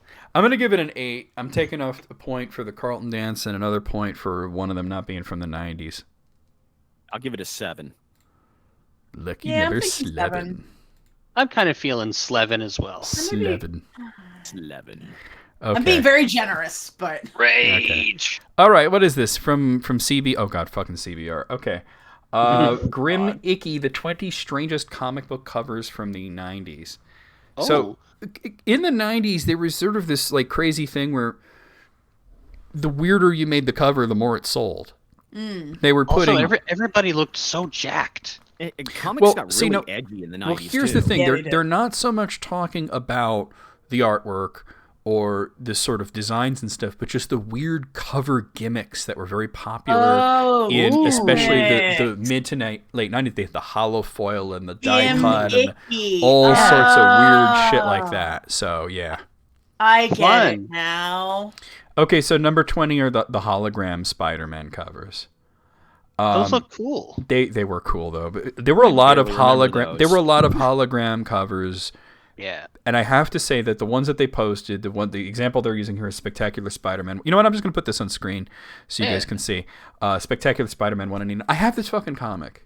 That's cool. I have this fucking comic. And let me tell you, the scan of it does not do it justice. That hologram is cool as shit. I am sorry, but that hologram is cool as shit. And it was worth the $3 that it took to get that. Worth a little bit more now. Slow down. Probably not so much, but because there were way too many. Anything that's designed to be collectible isn't. But they were doing like the 30th anniversary of Spider-Man, and each Spider-Man book had one of these. They were in different colors and everything. They really did flood the market. But I was reading Spectacular Spider-Man at the time, and that was a damn good comic. Wasn't 2099 still going on around that time too? God, I still love that comic. I'm a big Spider-Man 2099 fan. That's why the most recent Into the Spider-Verse kind of pissed me off. Yeah, I remember you watching that. I got so mad at it. Is 2099 in it? I haven't seen it yet. Yeah, he's in it, and I don't like the direction that they took. Bummer. I'm hoping with the next part of it that they redeem what they did. Oh, they're making another one? Of course they are. Of course they are. Okay, so number 19 is Superman Man of Steel number 30. This has got to be one of the worst, most gimmickiest covers. I'm just going to show this to you guys. Look at this. So this is the actual cover, and then it came with these like stickers with the color forms. Yeah, they are colorful. With boy. Superman and Lobo, and you could just make your own cover. I kind of like that. You do the work novelty, not as like an actual published cover, you know? It's, no. That's all I can say is no. I just remember the whole thing when Superman died in the 90s. Yeah. This was not that long after that. I would not be surprised if we see that on this list. You could tell Superman because never made any money. Because he has the mullet, so you know it was right after the resurrection. But the time between he was resurrected and when he got married, he had the big super mullet. Number 18, oh my god.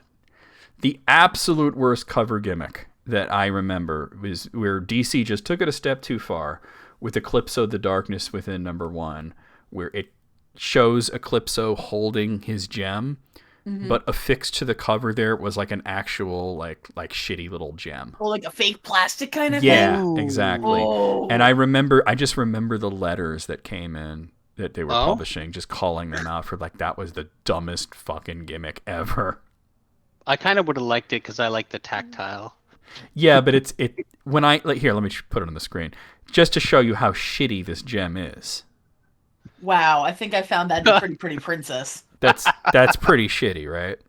That's pretty good. Yeah. Pretty shitty what princess. am I looking at here? Yeah. Number 17 is a series of Avengers covers that were like the metallic foil covers, and they were. Well, let me just put it on the screen. Lenticular. Can you even tell what character that is? No. No. That's the Vision, by the way. Really? What? And that's the thing is that the artwork really does not come through on these shitty artwork. God, that's hard to see. Yeah, I mean the inside of it didn't. Maybe in person it's a little better. But... I was super into Avengers around this time, and I have a few of those. I don't have that particular one, but I have a few of those, and no, those covers were dumb. I remember Avengers West Coast.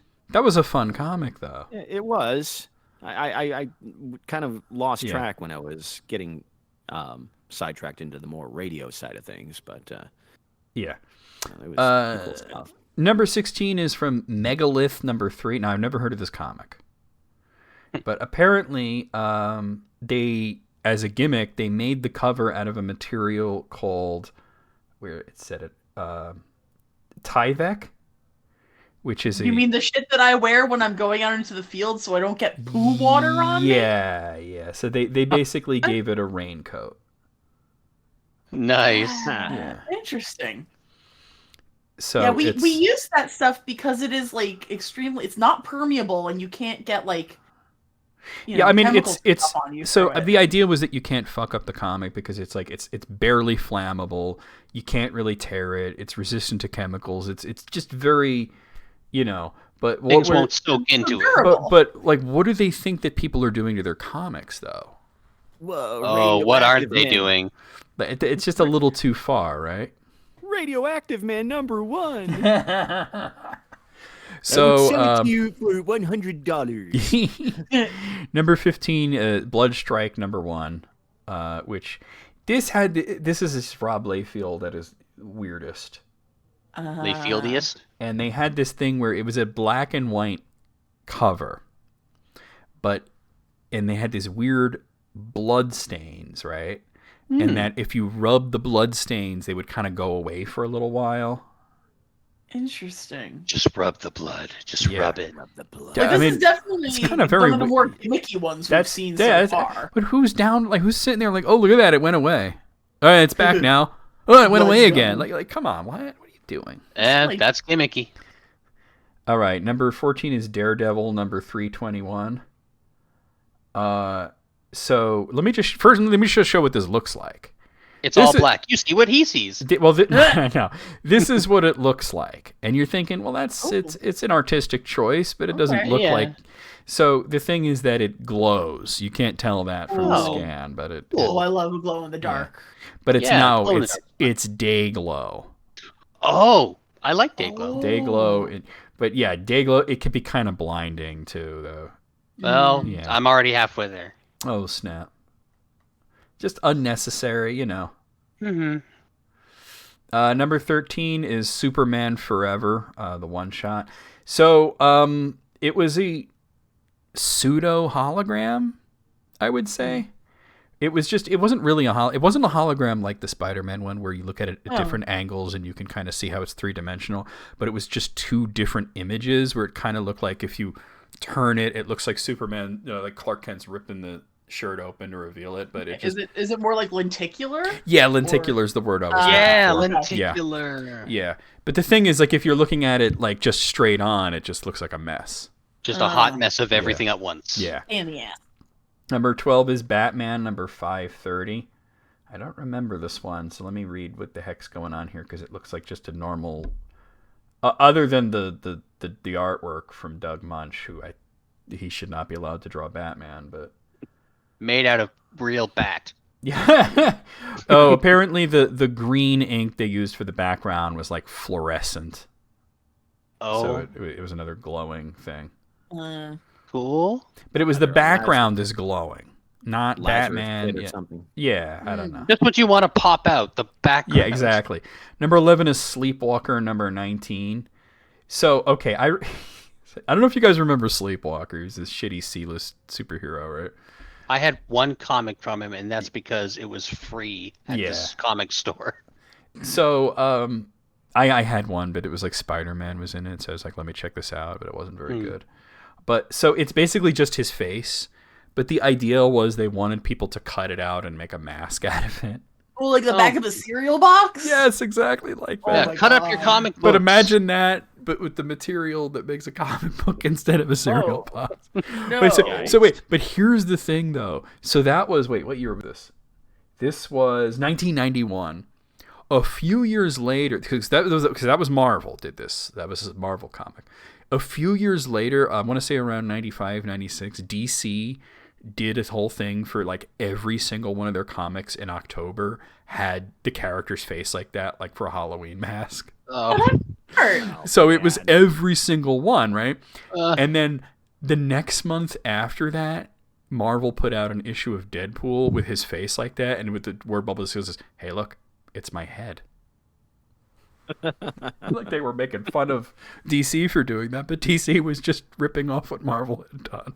Gotta love Deadpool. And we had a whole conversation about DC and Marvel in the Discord earlier today about how they've been ripping each other off.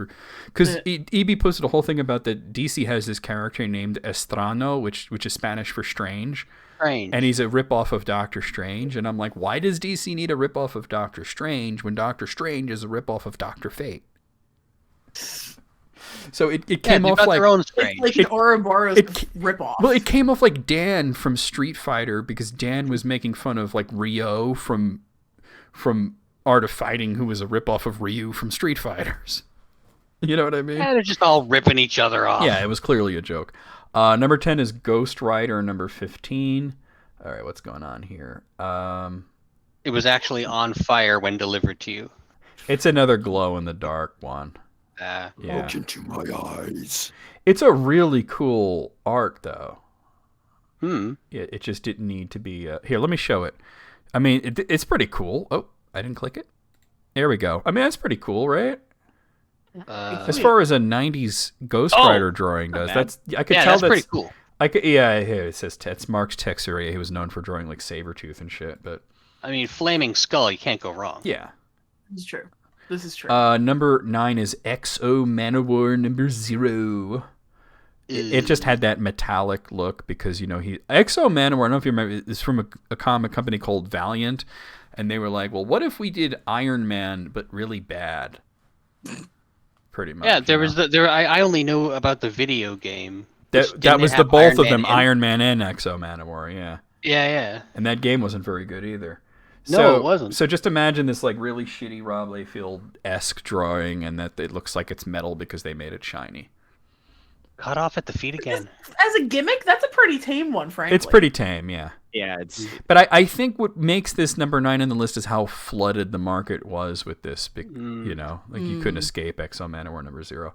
Number 8 is X-Men number 1. So yeah, they released another like X-Men, because there was the Uncanny X-Men, and they released X-Men as like a vehicle for Jim Lee, and there were 5 different covers, and it was like, which cover did you get? You know, like I had the Magneto one, and here, let me show it here. So it's got this whole long thing. Like, this is one cover, this is another cover, this is another cover, and this is another cover. So there's 4 different covers here, and then there was a 5th one that had the whole thing that you can like fold out. Oh, that's good. But why didn't they just release that? Yeah, I know. That you know in itself why? Is the gimmick. Because every fucking asshole kid bought all 5 of them. Yeah. And that's Batman why Batman 619 had that similar thing. Where and that's why that was like the top selling comic of the year, because every asshole kid I know I had like 3 of them, so I mean, you were one of them. Absolutely. We all fell for it. To be fair, that's fucking cool artwork. Number 7, the entirety, well, it's Jim Lee, he's good. The entirety of the Robin 3 miniseries. Yeah, Robin 3 was, first of all, it wasn't that great of a series. But they all had these like really, really shitty lenticular covers. Like really bad. Number 6 is X-Force number 1. Wait, there was no cover gimmick with... Oh, wait, that's right. It wasn't a cover gimmick, but it came in like a bag that was sealed and had these like shitty trading cards. So like yeah. So you had to buy all the different, you'd buy X-Force number 1 a whole bunch of times, and it's the same thing every time, not even the cover, but you're hoping to get all the fucking shitty cards and the fucking shitty Rob Liefeld drawings. So an even worse excuse to buy it multiple times. Yeah. I've never even heard of this one. This is number 5, the Mighty Magnor number 1. Magnor. Oh no. I've never even heard of that one. It's related somehow to Mad Magazine. That's how it's Sergio Aragones was making fun of the cover gimmicks, and he made a pop out cover. Oh. I mean, it's funny, I guess. What, me worry? Yeah. Number 5 is Protectors number 5. What the fuck am I even looking at? The Protectors. Oh dear. I never even heard of doesn't bode Protectors. well. It's from Malibu Comics, which was like this weird South American Marvel spinoff. Hmm. Is it good? No. Short answer, no. No. Oh, so okay, so first of all, the cover's bad. Let's just show it. It's bad. But bad. what makes it gimmicky is this bullet hole here was an actual hole in the book. Oh. Oh, goody. Yeah, so I have less comic now. It came with a hole in it. Number 3 is Jab number 3. Jab. This looks like one of the... God, who remembers Jib Jab? Jesus Christ. This looks like it's making fun of the previous one. It shows like some like comic book guy looking dude holding it up saying this book has a bullet hole in it. It's not mint. Dear God in heaven, it's not mint. And it says bullet hole issue. This book does not have is not mint. It is a bullet hole. Worst cover gimmick ever. All right, number 3 is Wolverine, number 75. Made of adamantium. So this is part of a series called Fatal Attractions that they all had the holograms, but they once again though, here I'm going to show it here. So this is the cover. This is the one where Wolverine got the adamantium ripped out of him by Magneto. It was a pretty fucked up comic. You got, Professor X looking like he's going to order an espresso there. Cyclops is at least mildly concerned. Jubilee's upset. There's just a lot going on here, but this is the hologram. You notice that you can barely see it. Yeah, it's shitty. black. It wasn't good. Like I said, it's nowhere near on the level of those Spider-Man holograms. The Spider-Man holograms sticks out were like dope. a sore thumb. I don't have any metal in me, Chuck. So I'm gonna pop back to the previous one real quick. That Jab one, because I'm like, there's something weird about this to be placed so high. Each issue of that comic was individually shot with a bullet by a handgun. That's dedication, though. Yeah. That's like that. Like this issue has a real bullet hole of a 22 by the way, caliber bullet. You're not supposed to have the list up, but I'm glad you found No, that. I don't. I looked you looked it up? Like, Oh, this okay. sounds That weird. one individual comic, probably. Yeah, every issue was That's shot through the so they're center all- with a 22 bullet common, but with 4 other bullet sizes ranging in size to shotgun on this comic. They're book. all unique in a way. Yeah. That's Fired. like Krusty No the way. Clown saying, "For that, I'm gonna spit in every 6th burger." That's wild. That is crazy. The Wolverine comic, like there was one for each X-Men. It was like X-Men, Uncanny X-Men, Wolverine, X-Force, Excalibur. They each had a different hologram, but like I said, they were nowhere near as cool as the Spider-Man holograms. They were very hard to see. I didn't show the Spider-Man one on screen, did I? No. Hold on, let me bring it Wait, up. no, you wait. I think you did. No, I it was didn't. kind of hard to. No, I didn't. Yeah, Here it that is. one look No, like? but you could see. Obviously, you can't see the movement. Yeah, and you everything, did but show that. That's way cooler though, isn't it? Like you can actually see You it. can actually see a is pretty cool. Spider-Man on it. Like, You know? Like I can tell you The because first thing you said is this won't do any justice. Yeah. Oh, okay. to- I did show it, Yeah. but just to demonstrate to you, because I do have this comic, and like if you look at it from like over here, like on the right side, the web will obscure his face because that's the angle you're seeing. Like it's that good of a hologram. Sweet. But the X-Men ones were just sort of like, this is kind of 3D-ish if you squint your eyes and hit yourself on the head several times. All right, and They picked a oh my shitty God. company to do them. I knew it. Spider-Man number 400 is the worst cover. Okay, let me just show it to you. Let me tell me if you can tell what the hell is going on here. What's the gimmick? What are you looking Where at? is it? Where is it? What is this? Where is it? What am I Snowman looking on at? a blizzard? So Big it's fluffy cloud? It's hard to see, but there is an etching of Spider-Man on this weird... This is like a cardboard thing that you could like flip back and there was artwork behind it. And you can kind of see here, it does say The Amazing Spider-Man there, and you can kind of make out Spider-Man a little bit there. It's supposed to be a gravestone. What? Oh. And the whole thing was that somebody was going to die. Some major character was going to die in Spider-Man number 400, and they kept it secret until you actually bought the thing. And Who died? Aunt May died, but then it turned out it wasn't really her.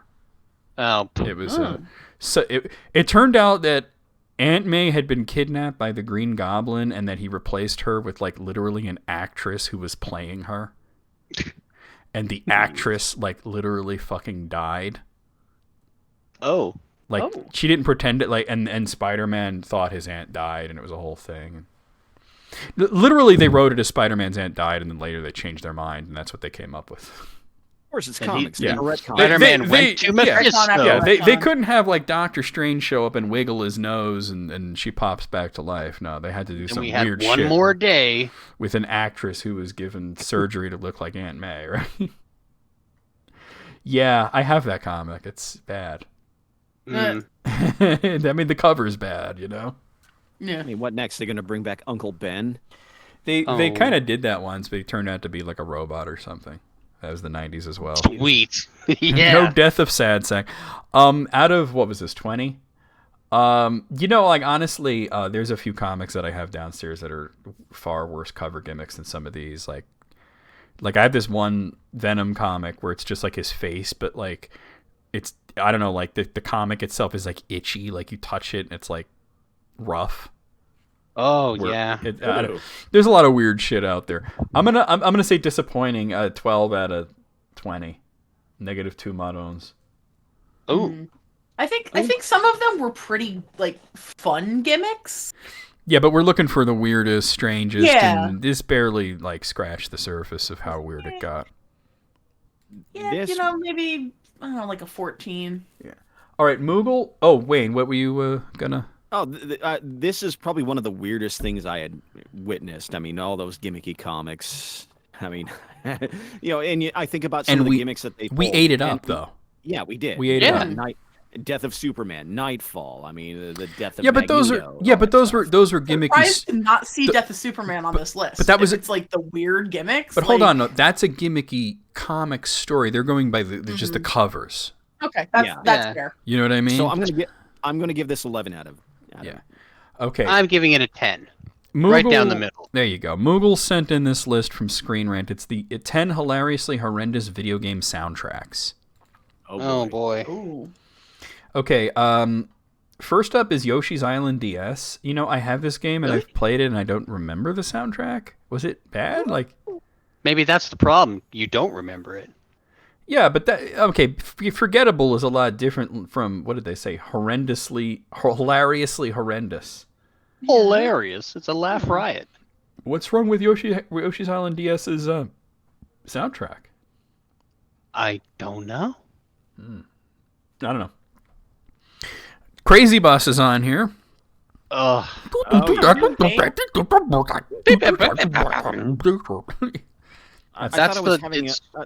jam. I was having a seizure when I first heard that. That's my jam right there. Right? It's one song. That's all you need. Yeah. It's Freddie given definition of song. Street Fighter 4. Really? Street Fighter 4? Huh. I mean, it's not the most memorable Street Fighter soundtrack, but I would hardly say it's hilariously horrendous. I don't think it's horrendous. No. I've actually never played Street Fighter 4. I mean, if you're going from Street Fighter 3's like bitch and hip hop, it's disappointing to go to Street Fighter 4's soundtrack, but it's not bad. The mark of my dignity shall be scarred upon thy DNA. I can't believe they referenced that in Cuphead. That just still blows my mind. The Adventures of Rocky and Bullwinkle. Yeah, that's bad. Yeah. Okay. What's weird is they're talking about the NES version, but the screenshot's clearly not that. But yeah, no. What the hell was that? NES. Hey Rocky, watch me pull a rabbit out of my ass. Meow, meow, meow, meow, meow. Sonic Arcade. Oh, the racing game. It's a racing game. The Sonic the Hedgehog or Sega Sonic? No, it's literally called Sonic Arcade. It's like it's just it's a racing. It's like Mario Kart. Oh, well, shit. Wow. It's a bit more recent than that. I've never played it or heard it. Extreme Paint Brawl. What? Huh. I've never heard of this one? It's like a death match or anything, but you're playing paintball. Paintball, but it's extreme. Probably has a lot of scratchy guitars. Here's one that actually fits the list: is a Resident Evil director's cut. The Resident Evil soundtrack was perfectly fine, but for director's cut, they went a little experimental. It's pretty fucking crazy, unless you're Philip Glass, you know. Oh my god. It's some weird shit. Yeah, clowns in the basement, exactly. You go to the basement, it's like insane, deranged clown music, like that Reddit sex song, you know. Reddit sex song. Oh my god, you got so. Have you not heard that one? There was this dude on Reddit who was talking about how like he has like a sex playlist for when he has sex with his girlfriend, and he found out that she really does not like the sex playlist. In particular, this one song called Seabat. And he was like, I don't know if Seabat is the artist or if that's the name of the song. It's the name of the song. It's the name of the song. And it's so weird, you know. It's like a weird song. And he says, I love this song. This is the one I usually nut to. And apparently, like, he posted it on Reddit. And I guess it, like, got back to not only his girlfriend, but, like, her parents read about it. Oh, no. They were making fun of him, and, you know, at, like, dinner. And then she broke up with him because she couldn't handle like the humiliation. And people were saying things like, wow, bro really clapped cheeks to seagulls having an argument, because that's what the song sounds like. What? Hong Kong 97. Post it in the post it. Images and sounds. Totally post it. I'd play it, but I don't want to get copyrighted. Hong Kong 97 is on this list where they took, I remember that one.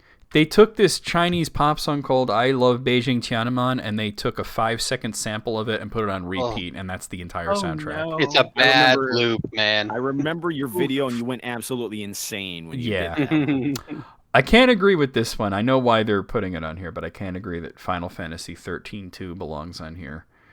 I know that like there's two reasons why it's on here. One is the cheesy pop song that plays over the credits. And the other is the weird heavy metal chocobo theme. For the credits, who cares what plays over the credits?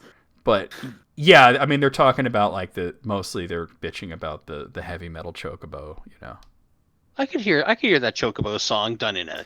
It's weird because there's lyrics and everything. It's really weird. But it's funny, you know what I mean? Like, and Final Fantasy 13-2 is such a fucking dark game that you need something funny to break it up. You gotta break the tension. It's got a really good story. I do recommend the first two parts of that trilogy. The third part I wasn't so fond of. The Adventures of Rad Gravity is on here. I mean, that's just a bad game. It's mediocre, I'd say. Forgettable. Sometimes it's worse than outright bad, you know? Yeah. One star, according to a certain NES guidebook by a certain NES punk. Out of 10, see, here's the thing. Half of these are like meme things that aren't real video games, like Crazy Bus, you know? And then some of these, I was like, why is this on here? Like, why Street Fighter 4 or Final Fantasy? Why? I feel like there were only like maybe 3 or 4 that we definitively agreed were actually bad video game music. Hong Kong 97, like, come on, that wasn't even really released. You know what I mean? I honestly think this is a do-over. You know what I mean? Try Somebody again. can do this better. No, I gotta give it like a 2 out of 10. Do it over. Try again, Screen Rant. You failed. 3 out of 10. 1 out of 10. Oh my god, Moogle, what are you doing to me here? All right, so he sent me a list from Game Rant, the 8 most iconic foxes in video games. Okay. Oh, geez, Moogle, you gotta be weird about it. All right, let's do it. All right, number 8 is Pret's Tale from Viva Pinata. Anybody actually play Viva Pinata? This I haven't, but this is how bad it is that you. First of all, if you're coming up with the 8 most iconic foxes, and number 8 is Pret's Tale from Viva Pinata, maybe you should make this the 7 most iconic foxes. Okay, we can only go up from here. Yeah. Number 7 is just a character named Fox, who is a fox who was in Persona 4. Not much else to say about that. Okay. Fox in Persona 4 isn't even like a playable character. Well, they're not saying playable characters, they're just saying iconic foxes. Okay. It's Fox and friends. Number 6 is Red from Animal Crossing. Okay. Yeah. Okay. Yeah. There you go. Number 5 is a character named Fox, spelled Foks, from the game Tunic. Oh, Tunic, yeah, okay, he's a fox guy, Tunic was, like, Fox from Tunic is basically like what if Link was a furry. Fox. Yes. Yeah. Number 4 is, See, now they're being funny because they chose Gray Fox from Metal Gear. I mean, that's just his code name. He's not a fox. He's just some fucking Rob Layfield monstrosity, you know. It's his name. Number 3 is Ninetales from Pokemon. Mm-hmm. Yeah, totally. Number 4 is Tails. Duh. Of course. And I think you guys know what number 1 is, right? Star Fox? Of course. Mr. McCloud? Yeah, of course it's Fox McCloud. James McCloud? Mr. I'm top tier in Melee. Mr. Wave Dance Dash Dance. Yeah, the Wave Dasher. The Wave Dance. Yeah, a 7. Because that's how many should have been. Yeah. They didn't need 8. 7. Pretz Tail doesn't really belong on any list Foxes. ever. Gray Fox was Well, actually, funny. you know what? Yeah, I'm not taking points off just because that was amusing. Okay, so here's one that I'm down for this one.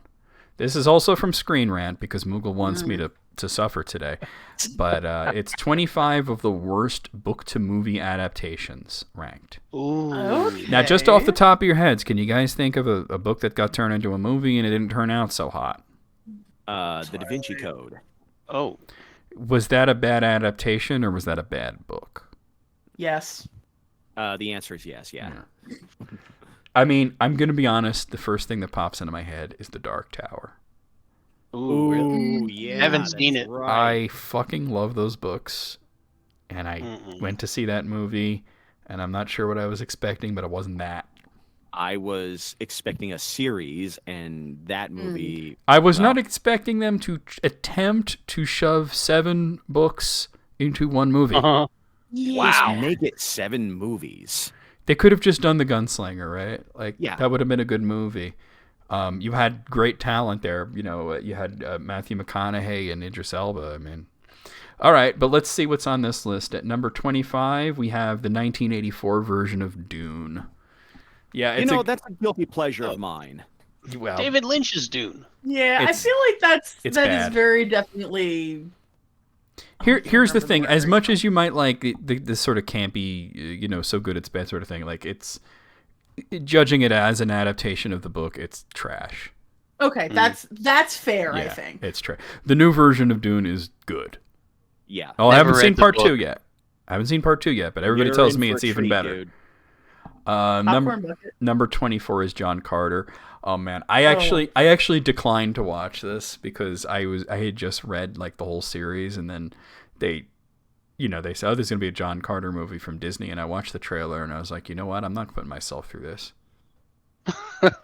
You know what? That's good. That's I'm not putting myself through this. This looks like shit. Well, the box office showed it, that's for sure. Nobody saw it. Yeah.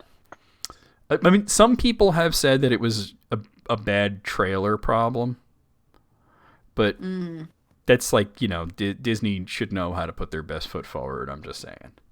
Mm-hmm. Number 23 is The Black Dahlia. Never saw the movie, never read the book.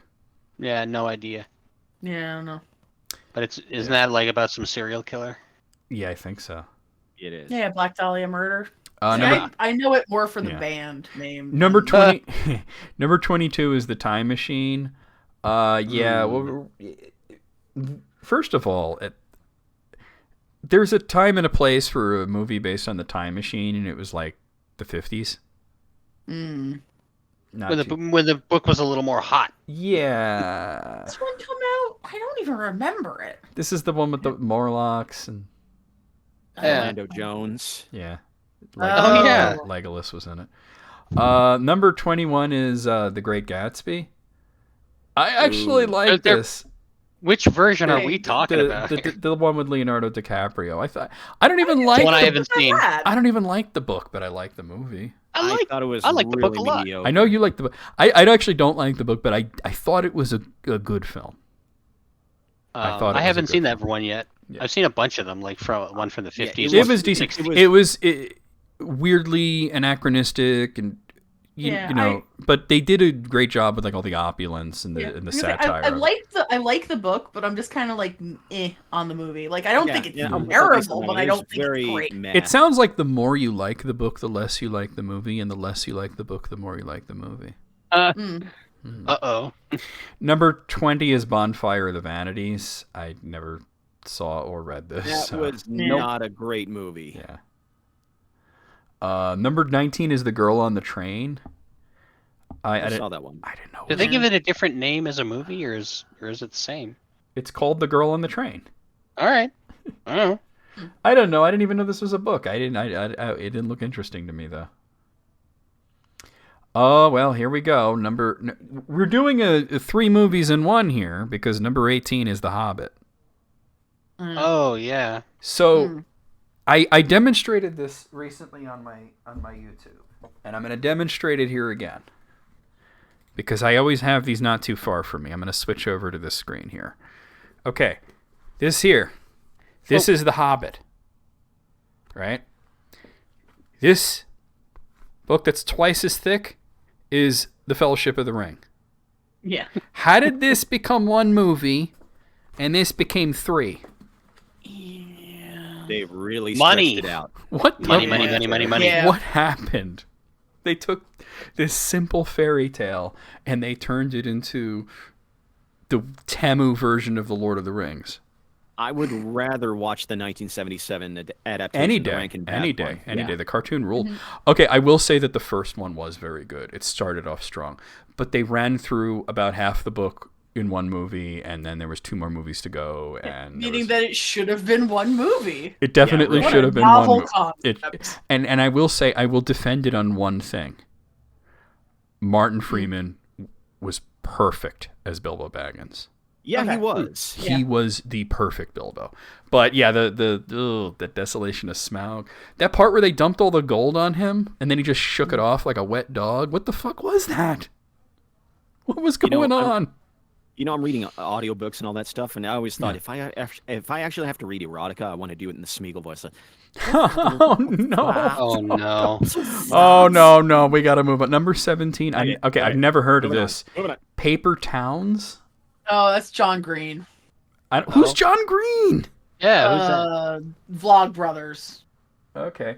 This says it was a young adult book, and it has that Cara Delevingne in it. And I gotta be honest with you, she's not. A good I don't even know actor. who that is. She's she was in that God, what was that movie? It's a young adult novel. She was in that movie that Valerian. It was based on Valerian. Oh. She can't act. She was in the Suicide Squad, the first one, the bad one. Oof. Oh, ooh, well. She's pretty, but that's about it. She's like a model who just thinks she can act. Ooh. Yeah. Okay. Number 16 is Twilight. I'm not going to blame them for adapting a bad book into a bad movie. No. I'm sorry. Okay. They made all their money back and then some, so they did it. And you know what?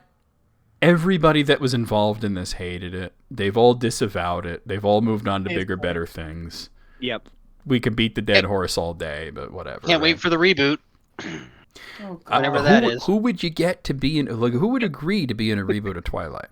I don't know. Who would agree for that? You know, they're not getting Batman back. Okay. Someone young and hungry. Yeah. Number 15 is The Book Thief. I didn't even know they made a movie out of this. To be honest, I didn't know they made a movie of that one either. Guess it was stolen. Who's in this? Wait, this doesn't even say who's in it. Is it really, really old? Wait, I'm thinking of The Bicycle Thief. 2014. Oh, here it is. It says Sophie Nalisse and Jeffrey Rush are in it. No. Number 14, A Wrinkle in Time. Oh, that was. Oh, I remember those that books, coming and out. Yeah. I look. I don't know what happened. They have a good cast. They have a good story. What happened? Yeah. You know. Sometimes it just doesn't work out. Yeah. Even best of intentions. Yeah. Number 13 is Percy Jackson and the Olympians, The Lightning Thief. I see. I've never read this book, but I had a friend who was really super into these Percy Jackson books. Right. Went to see the movie, came back, practically in tears. Oh. And I said, Yeah. "What's wrong?" And they said they everything that they could get wrong, they did get wrong. I heard that the TV series that they've been doing for Disney Plus has been a much better adaptation. That's way more well received. It's sort of like y'all watch The Golden Compass. You remember that one? That wasn't very good either. You know, around the same time. Wasn't it? The Golden Compass was a little earlier actually, but Lion Witch and Wardrobe Times. But the Golden Compass wasn't very good. I mean, I thought it was okay as a movie, but as an adaptation of the book, it was dog shit.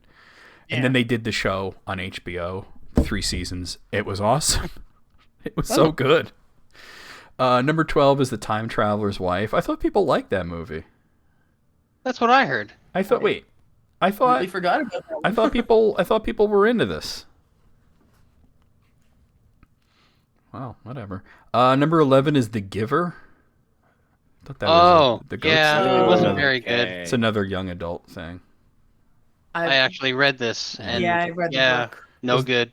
Was the book bad, or was the No, movie? the book is fabulous. Oh, okay. The book is great. Okay.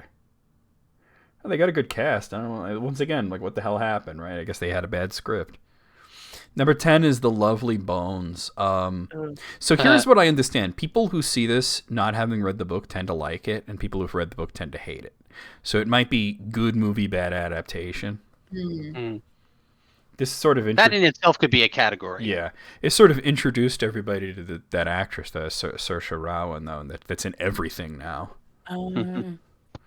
Number 9 is Love, Rosie. Never even heard of it. I don't even Never even heard of that one. Never heard of Rose.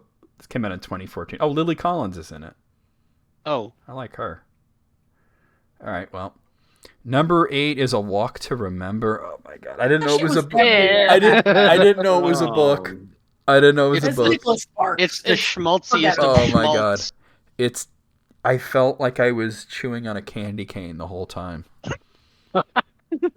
Sharpening it into a point so you can jab it into your eye? Yeah. Number 7, I knew it had to be on here. The Dark Tower. You called that. Hey, What? made the top 10. This is a do-over. The Dark Tower deserves a series, or, you know what I mean? It's not that fucking complex. It's not the Silmarillion. It's not like you can't get rights to it. Stephen King wants it to be a movie series. It's just, could you fucking put a little bit of effort into it? Yeah, there was just none put into that movie. It was Get Idris Elba and Matthew McConaughey back, though. They deserve a second shot. Make it a series. Yeah. There you go. Yeah. Number 6 is Aragon. Somebody in the chat said that was Aragon. the book. Okay. Alice, yeah. I didn't know it was a book when I saw it. I felt like all they did was take Star Wars and change it into Dragon movie. And I'm not saying that it was influenced by Star Wars. I'm saying it had the same exact plot as the original Star Wars. Beat by beat. And then somebody gave me a rundown of the book, and apparently, they basically ignored the book. They took the names from it and the dragons and stuff like that, and then they just they did Dragon Star Wars. I watched the movie, but I never read the book, and I never got at the time I was entertained. I will tell you one thing about the book, having not read it, but I will tell you the impressive thing is that the author was like 13 years old when he wrote it. Yeah, he was young. Yeah, so the fact that it got published and it got 2 sequels and it was like a big deal and got good reviews, you don't hear that from somebody who's 13 years old. Usually they're on fanfiction.net. Yeah. Oh yeah. Number 5 is Vampire Academy. I've never heard of this. That one? Never heard of That it. sounds like some YA. Oh, it definitely is. Number 4 is, oh my god, The Scarlet Letter. Oh my god, I saw this and it was bad. The most recent version? No, this is the 90s version. It was just it was just trying to be really like raunchy, and they didn't know what they were doing. They missed the point. Number 3 is The Mortal Instruments, City of Bones. So, I mean, she's a plagiarist. So here's the thing. Okay, so oh shit, I saw an ad for this, and instead of showing scenes from the movie, they were showing fans of the book that were lining up to see it, that were so excited.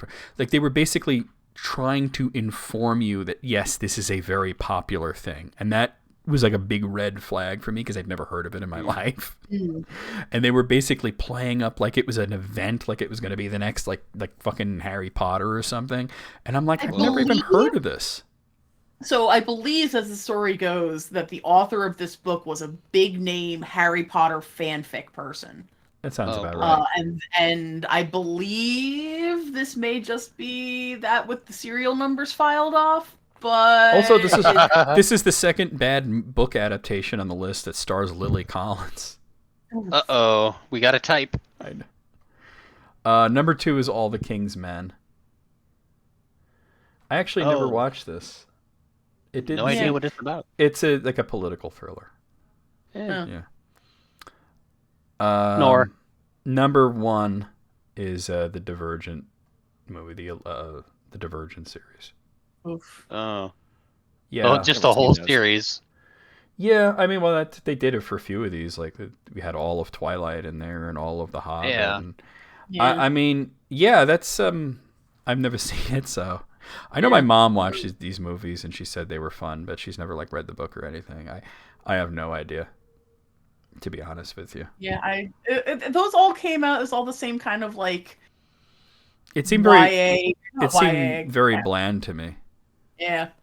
Mm-hmm. It seemed They're all riding the coattails of like Twilight and Hunger Games and all that stuff. Living on the fumes of those by now. I mean, going into there this. Is one missing. What? Oh, I think there is one missing. There's probably more than one missing, but what do you think? Yeah, I'm thinking Prince Caspian. Well, yeah. Was see, not that good. The book wasn't that good. No, yeah, let's be real, okay? I read The Lion, the Witch, and the Wardrobe just like every other kid did, and I thought it was great, you know. And then I read Prince Caspian, and I thought it was mid. And then I read about half of Voyage of the Dawn Treader, and then I found other things to do. And I can't believe they even got that far in the films because Voyage of the Dawn Treader should have been called Voyage of the Yawn Treader. Hey. Have you ever watched like the miniseries, the BBC miniseries? I saw the cartoon version, but I never saw the miniseries. I'll tell you the moment that made me give up on Narnia was there was this kid in the book called Eustace. He was like sort of the annoying cousin of the characters from the first book and the first 2 books. And he got transmogrified into a dragon, right? And dragons can't talk in Narnia, right? They can't talk, so he has to try to communicate. So he tries to write in like the sand to communicate with his friends. And the way that C.S. Lewis tried to make us understand that he was having difficulty with his dragon hands is that he spelled everything wrong. Oh. And I'm like, but that doesn't make sense. Why would he be spelling things wrong? Wouldn't it just be illegible? Like chicken scratch. Yeah, exactly. So it's like I got turned into Dargan. Oops, I mean dragon. And and then he actually at the end wrote "Oh bother," and I was like, "Oh bother." Was C.S. Lewis like so in his own head at this point that he wasn't listening to any of his friends? Drinking his own Kool-Aid. Possible. Because I know he had one friend that probably would have smacked him upside the head with a copy of Out of the Silent Planet. But anyway, out of I knew The Hobbit and The Dark Tower were going to be on this list. Yeah. A few of these though are just like the books weren't great. So by proxy, out of 20, out of 25, I'm going to give it a 19. Give it an 18. Agree with a 19. Yeah. That feels right. It just feels right. Oh, I got another one from Bort here. Whoa. Bort, speak up in the chat. Say something, because you obviously just posted this a few minutes ago. Bort. Top 10 questionable guest characters in fighting games from Mr. Top 10 list in 2023. Bad Box Art Mega Man. Oh my God. Wait, though, hold on. For Bad Box, is that a guest character, though? Oh, no, wait. No, that's it wouldn't questionable, because that was like Street Fighter Cross Tekken, and he's a Capcom character. And it's already in there. Yeah. Okay. Number 10 is 2B, who appeared in Soul Calibur 6. Oh. I get you, but I don't. Like, that's an interesting choice. Soul Calibur has had way fucking weirder, like, Darth Vader and Yoda, you know. That is true. Link fits. Link seems to fit. Link fits. Yeah. Heihachi doesn't. Yeah. No. Spawn really fucking doesn't. No, Spawn. It was Spawn. Yeah, Spawn didn't fit. Yeah, I didn't quite. Yeah, 2B is on the sliding scale of like the ones that fit are like Link, Ezio. You know, those guys fit. Having the 2B app in there would make more sense. Noctis from Final Fantasy, he kind of fits, but I don't know. 2B is yeah. That's not the Soul Calibur character I would have picked. I would have said Darth Vader. Like, what were they thinking? Number 9 is Rash in Killer Instinct. No, I think Rash fits in Killer Instinct. Yeah, the Battletoad. Yeah, I think he fits. If you're thinking of like Killer Instinct as like the first two, like back on like Super Nintendo and N64, you're thinking like, what were they thinking? But if you look at how goofy the Xbox game is, it's like, yeah, no, Rash fits in perfectly. Yeah, I've seen the gameplay. Yeah. He works. Number 8 is RoboCop from Mortal Kombat 11. I didn't know that. I didn't know that. Mortal Kombat has some wild guest characters, and in 11, I mean, Rambo's in it, the Terminator's in it, the Joker's in it, and RoboCop's in it. That's kind of amazing. I love that. And it is so cool that you could do RoboCop versus the Terminator. Just like in Mortal Kombat X, you could do Alien versus Predator. Yeah. And by the way, I mained the Alien, so you know what I mean? That's but amazing. Yeah, the issue with RoboCop is he's really clunky and fell into this sort of thing where character with gun just has 2 moves, shoot and walk and shoot. Oh, that's disappointing. So he's really not fun to play. Number 7 is Negan from The Walking Dead, appeared in Tekken 7. Oh, I didn't know that. Yeah, out of all the guest characters in Tekken, Negan has got to be like, well, why? That is definitely a weird choice, I think. He's just in it because cares? Popular character from TV show, you know, like who cares? You have Akuma and Geese Howard and Negan. One of these things is not like the others, right? All right. Here, number 6 is a 2 for both Heihachi and Spawn and Soul Calibur 6. Singling out Link is the one that does work. Link fits in a lot better. Yeah. Number 5 is Raiden in Injustice 2. So, you see, notice that it's Raiden and not Sub-Zero. And the reason is because, I totally think DC Comics and Mortal Kombat are like peanut butter and jelly. They go together really well. I love having Sub-Zero in Injustice 2. Scorpion was in Injustice 1.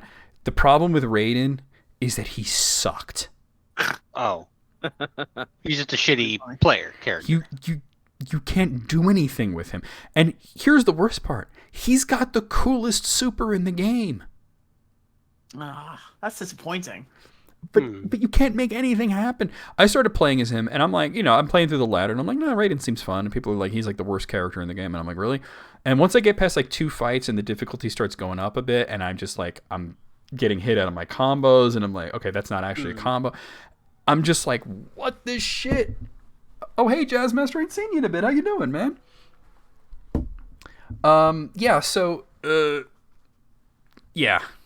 Raiden would have worked perfectly if he was just not the worst character in the game. Number 4 is Rambo. It would have been good if he wasn't bad. Okay, so a little bit of an error here. By the way, there were a bunch of honorable mentions. I'll put them at the end. I don't know if this was an error by Mr. Top 10 List, the YouTuber, or this is an error by Bort, but it says Rambo for Mortal Kombat 1. No, wait. I'm sorry. I'm just smudge on the screen. It is 11. He was in 11. Okay, so Rambo falls into the same category as Raiden. Okay. He fits perfectly in Mortal Kombat. He's got great fatalities. He sucks. He's just bad. And in a game like Mortal Kombat 11 that's pretty balanced, like there's a few broken characters, but by the end of it, when they were adding Rambo, they had it pretty well balanced. Rambo should have been buffed a little bit. All right, number 3 is Leatherface in Mortal Kombat X. I understand why people think this, but no, you're wrong. You're wrong. Because, like, okay, like, you know, Jason Voorhees was in the game, right? Freddy Krueger had been in the previous game. There's this whole thing about putting slasher characters into Mortal Kombat, and Leatherface is from the greatest slasher film of all time. I mean, like, it makes sense. So, and I just think that, like, yo, Alice with the gift subs. Hey. Alice with the gift subs. One for Saga Genesis and one for Primordial Lilith. Thank you so much, Alice. Let's get some emotes. Oh, not that emote. Spam some emotes in the chat. I can't. Only $4. I can't believe I have an emote from that person still. Oh. They really. There's 2 people that I have emotes from that I'd love to just hide them. They need to give you the option to do that. But thank you so much, because I have one from fucking Pictobeam and the another from Dumbass. Ugh. Yeah, if they're like bit emotes, you can't get rid of they're them. bit emotes. I know you can't get, but I'd love to be able to hide them. You know. So yeah, Leatherface. I mean, like, people, maybe you're young and you don't understand like how influential the Texas Chainsaw Massacre is, how big of a deal that movie was. Yeah, and also he was really good. He did a lot of damage really quickly. Number 2 is Noctis in Tekken 7. I thought Didn't you just mention him? I thought. Wait, hold on. I thought he was in Soul Calibur. Was he in Tekken? Maybe both. Hey, Moog.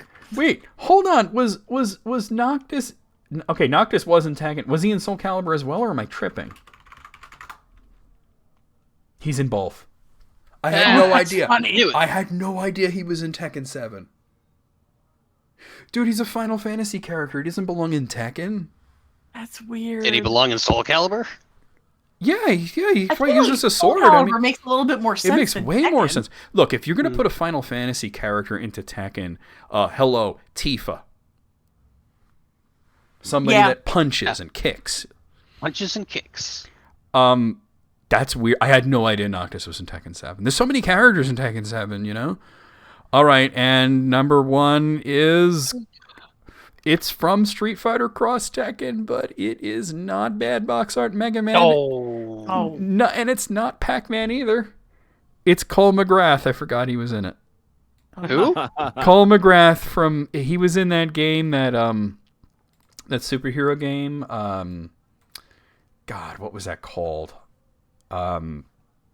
Infamous. Oh. Electricity thing. It was a really dope game. And I believe that he was exclusive to the Vita port of Street Fighter Cross Tekken. Oh, that's weird. Oh, man. Yeah.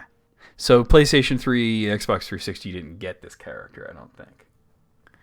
So that's what's weird about it. Like, they had to add something for the Vita version, and they're like, well, let's use this Cole McGrath Vita guy. counts too. If you've never played Infamous, it's really good. Yeah. Well, when there was that PlayStation, when they had their passwords hacked or whatever the hell it was, that's the game that I got. Oh, really? Oh, when they gave out free games to people. Free games, you got to select from a bunch of shitty ones in that one. Oh, you're like, well, easy choice. Right? Out of 10, you know, I got to give it a 10, and I'll tell you why. Even though there's a few I disagree with.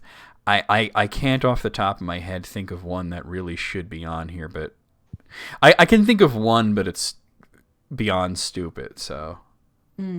Like, because, okay, I could point out that there was no reason for Earthworm Jim to be in Clay Fighter, and then I would say to myself, there was no reason for Clay Fighter.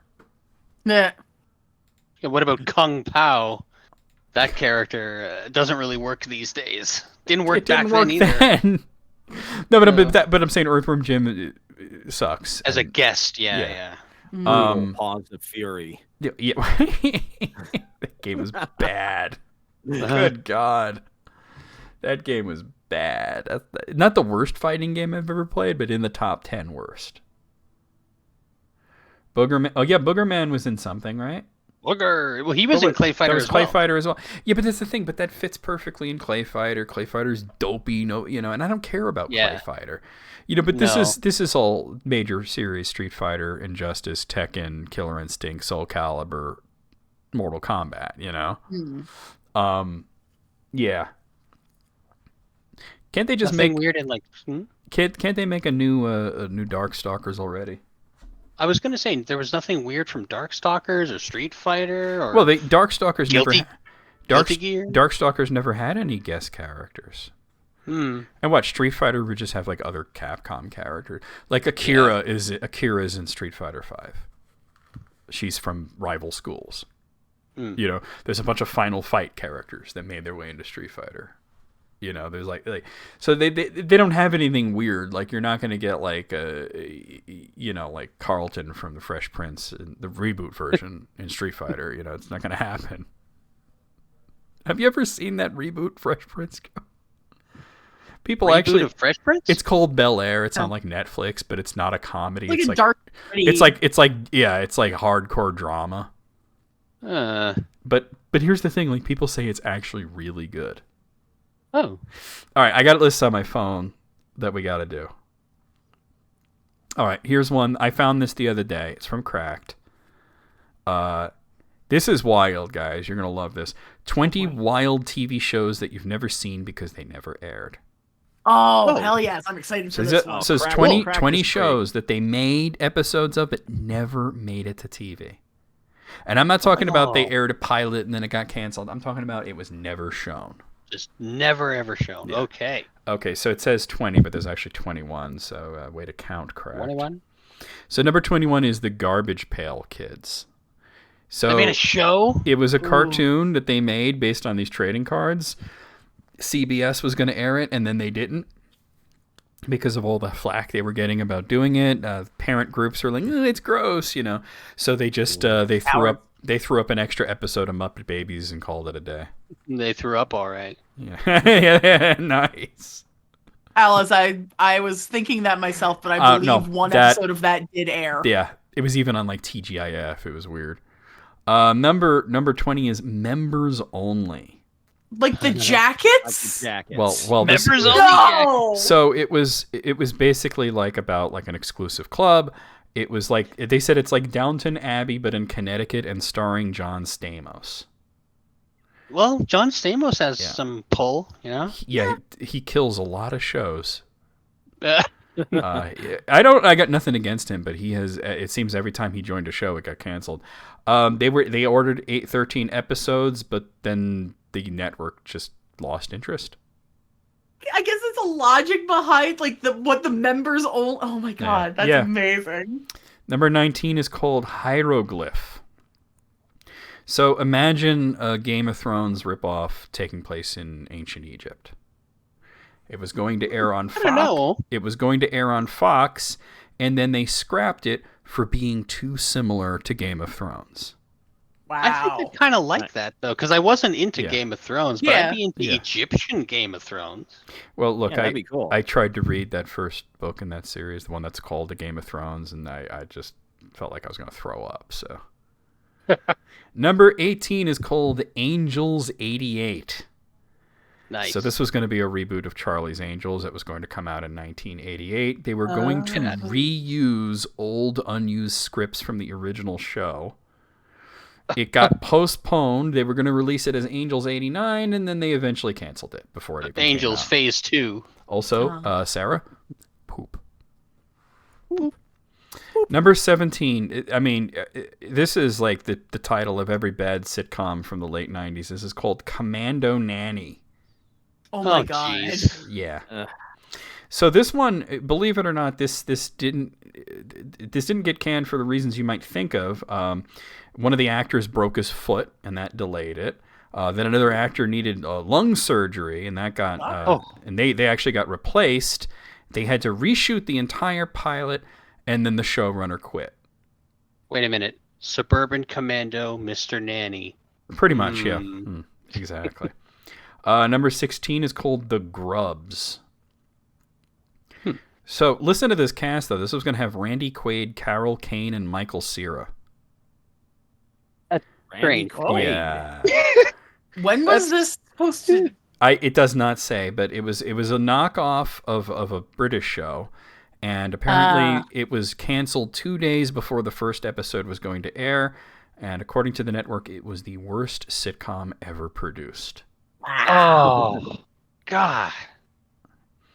I hope this is floating around on a hard drive somewhere. Right?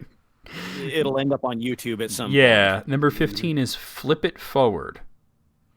So this was going to be a house flipping show that was going to air on HGTV, and apparently starring these two guys that look like they're clones of each other.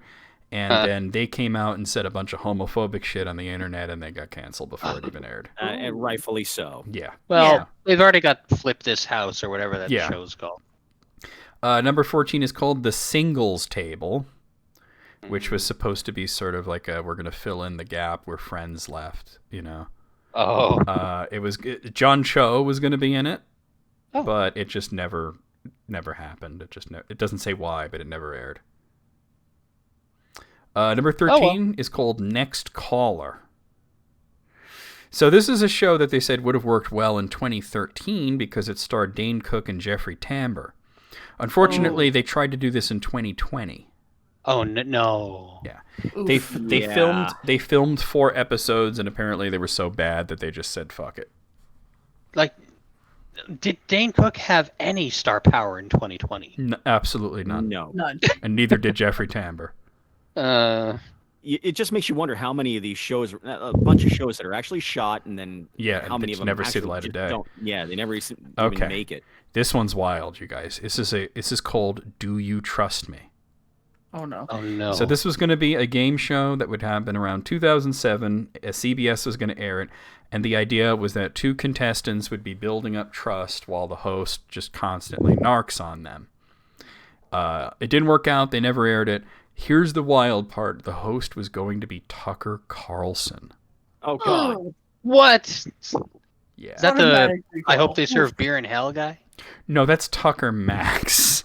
That would have been a lot better. Who, by the way, I thought about whatever happened to Tucker Max recently, and I looked him up, and apparently he's a lot closer to Tucker Carlson now. Oh, no. That is entirely unsurprising. Yeah, he's one of those, like, homesteader types now. Oh, God.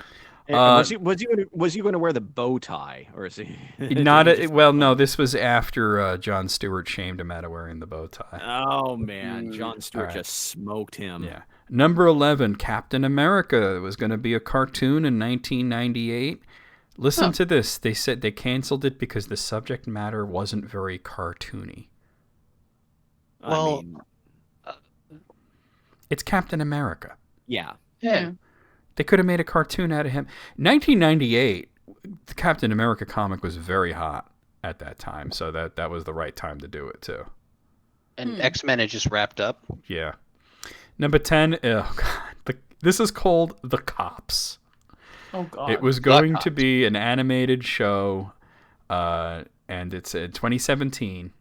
Artwork very similar to Family Guy from the picture here. And it says that it was canceled as soon as its creator, Louis C.K., was.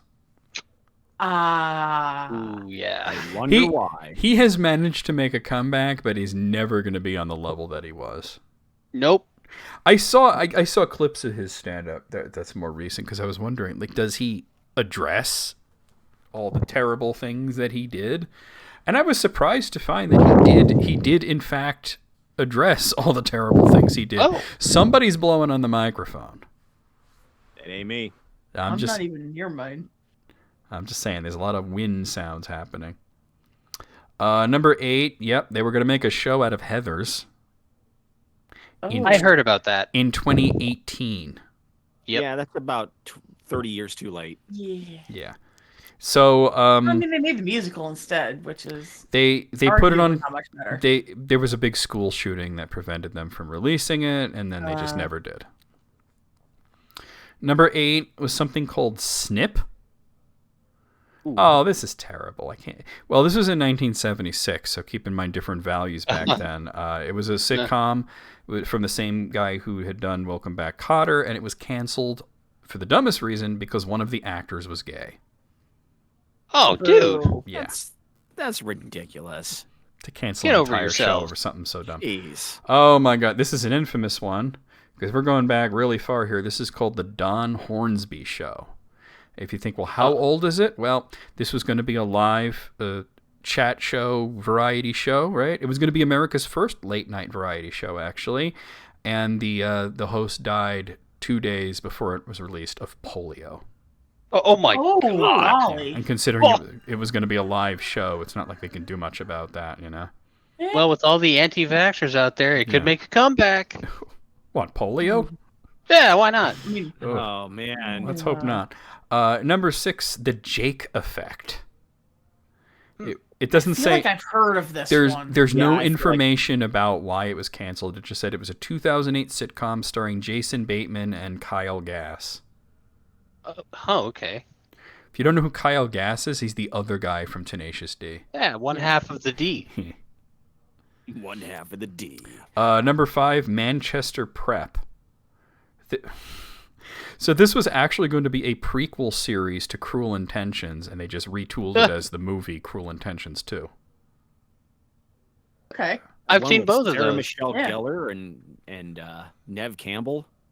Well, I don't think either of them were in the prequel. Yeah, they weren't. Number 4, okay, this is wild. This one's called Jingles.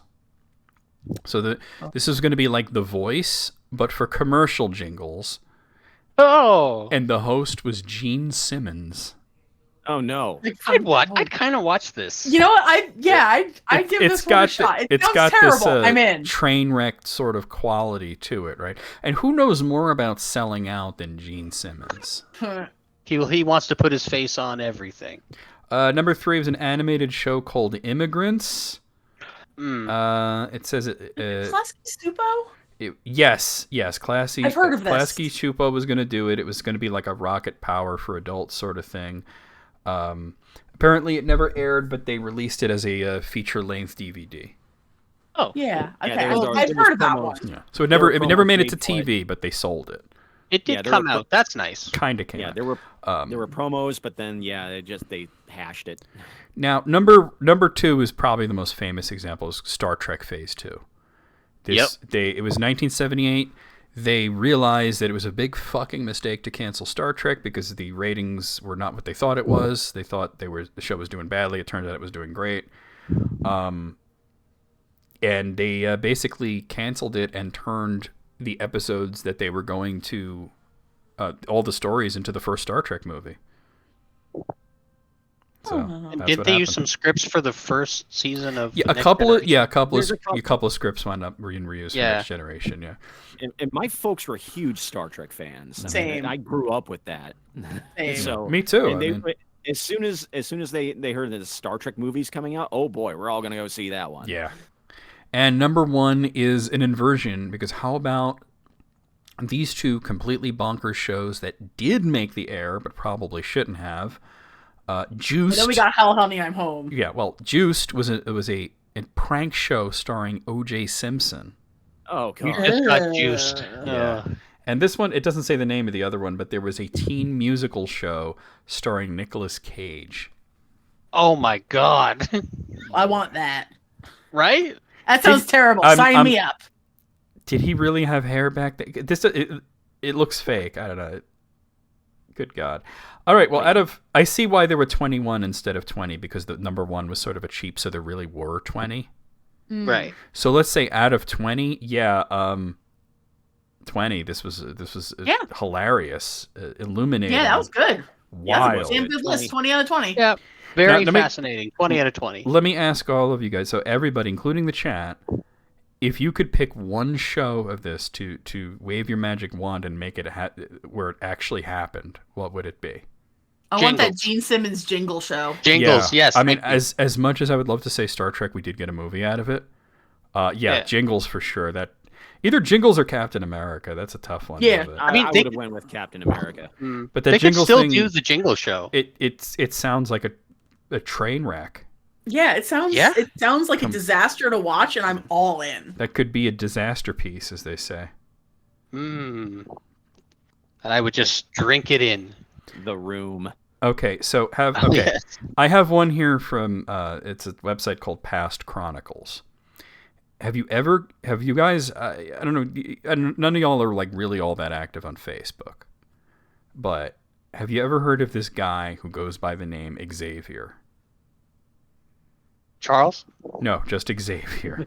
No. Just Xavier. No. He's this dude on Facebook. He is like the the professional Facebook troll.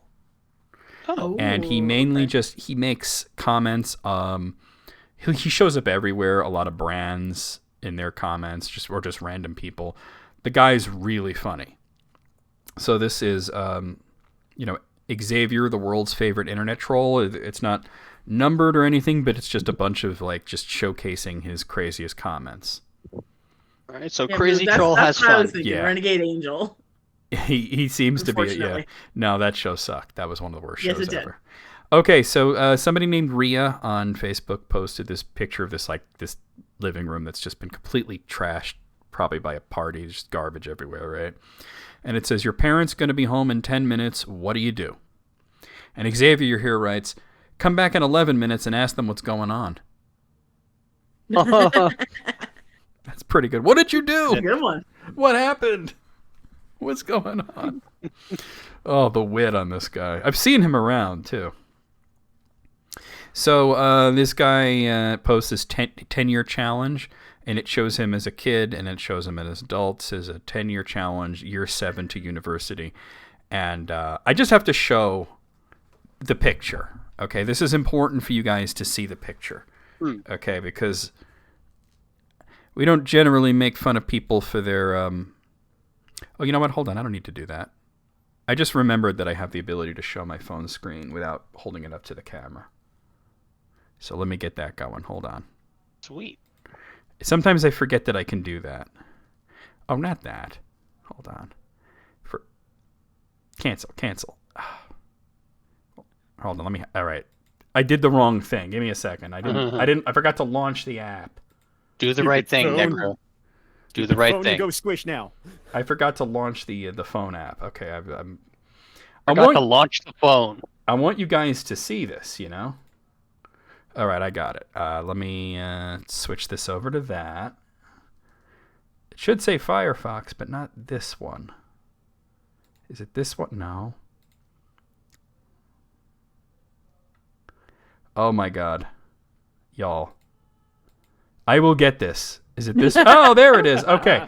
Here it is. Okay. Wait. Let's hide the actual comment because I want you to see it. So look at this goofy looking kid, right? Yeah. Right. And then look at him, right? Okay. You think really big glow up, right? Yeah. Sure. Here's what Xavier says. Please take off the headphones. I want to confirm something. Oh, jeez. Yeah. Oof. I mean... Double oof. I mean, the guy was clearly wearing the headphones for a reason, right? Mm-hmm. Okay, let's see. He's got the baby New Year ears.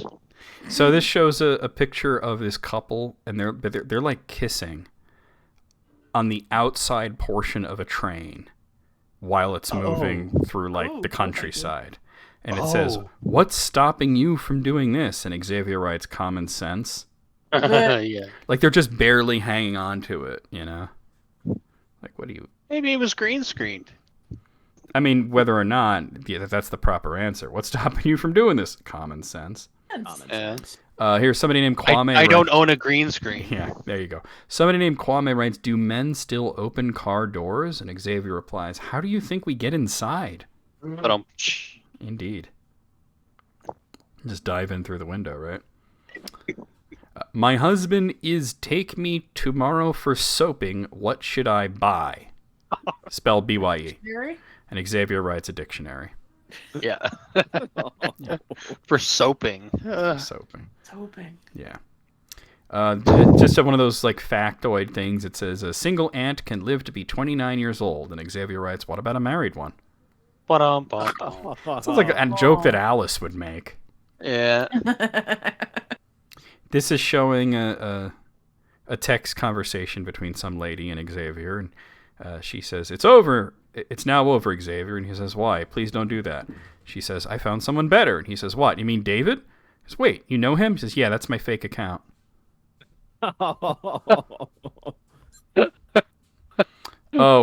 Alice didn't hear when I said what it was when I said it's a joke that Alice had made. It was a single ant can live to be 29 years old, and the guy says, well, what about a married one? Let's see, what do we got here? So this guy tries to post like a picture of himself sleeping. It says sleeping time by, but you can see the shadow of his hand holding the phone. And it says, Xavier says, "Wake up, bro, a duck is eating your phone."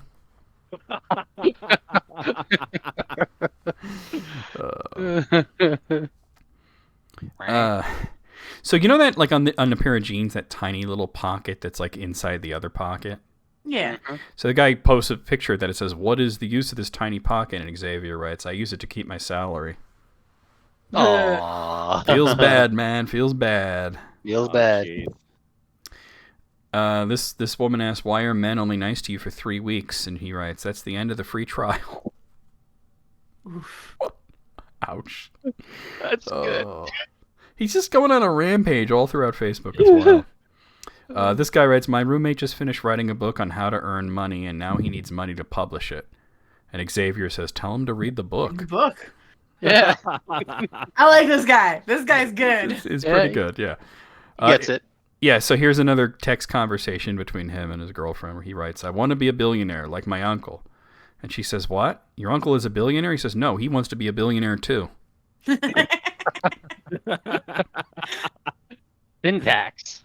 Yeah. This shows a picture from the 8 Mile movie with Anthony Mackie.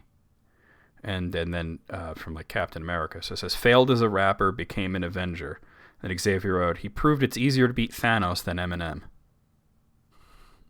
All right. Okay. These are some sick burns. Yeah. So, okay, this one's wholesome, though. So it shows a picture of, well, there's 2 pictures. They both have a heart. And it says, the first one has a heart with one male face in it, and it says girl's heart. And then it shows the boy's heart with 3 female faces, kind of like saying, "Oh, like guys are a bunch of scumbags," you know.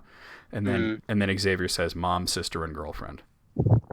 Aww. That's wholesome.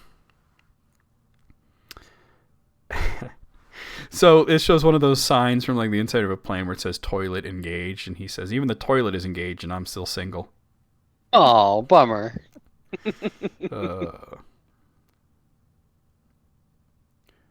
Guy So has a sharp wit. Yeah. Yes. So I shows this picture of this little boy helping a little girl zip up her coat, and then it shows them as like older teenagers, and it even still looks like they like dressed up the same color coat and everything. And it says, "True love never ends." And he writes, "Forget true love. He's not been able to close the zip even till now, idiot." Youch. What a goof.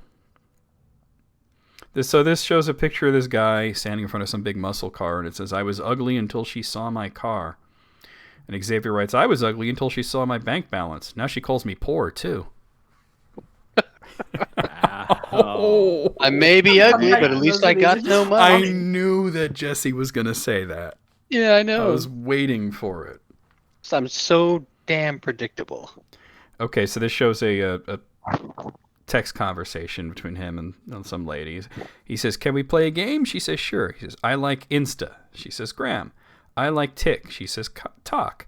"I like Snap." She says, "Chat." "I like you." She says, "Sorry, I don't like you back." And he says, No, that was YouTube." Yeah. That's where my mind went. Sadly.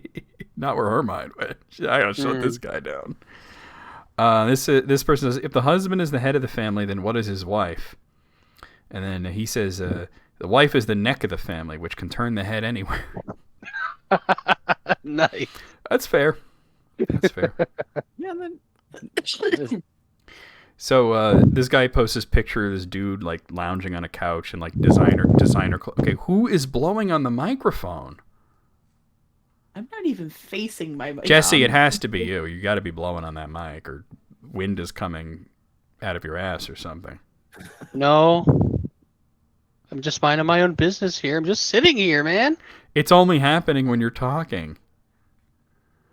All right, Well, so it shows. I don't have a fan on. There's no noise in No, my. literally- I don't no, know what the hell it's coming from. It sounds like you're breathing on the microphone. And my room is relatively soundproof. You need one of these. You need the pop filter. So Cost money. this was $8. Come on. It shows this guy, picture of this guy lounging in a chair with like designer clothes on. It says, "What girls think we wear at home." Then it shows a guy in like typical t-shirt, pajama bottom, says, "What we actually wear." And then Xavier says, "Bro, trust me, girls never think about you." Oh. Ooh, spicy. Yeah. Burn. Yeah. So this just shows two different pictures of these couples hugging each other, and it says, "Home is not a place, it's a person."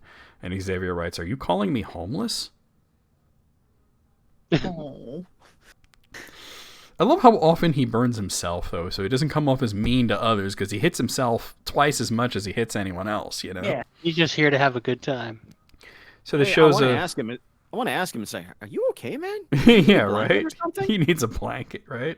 He does. He totally needs a blanket. Oh, my God.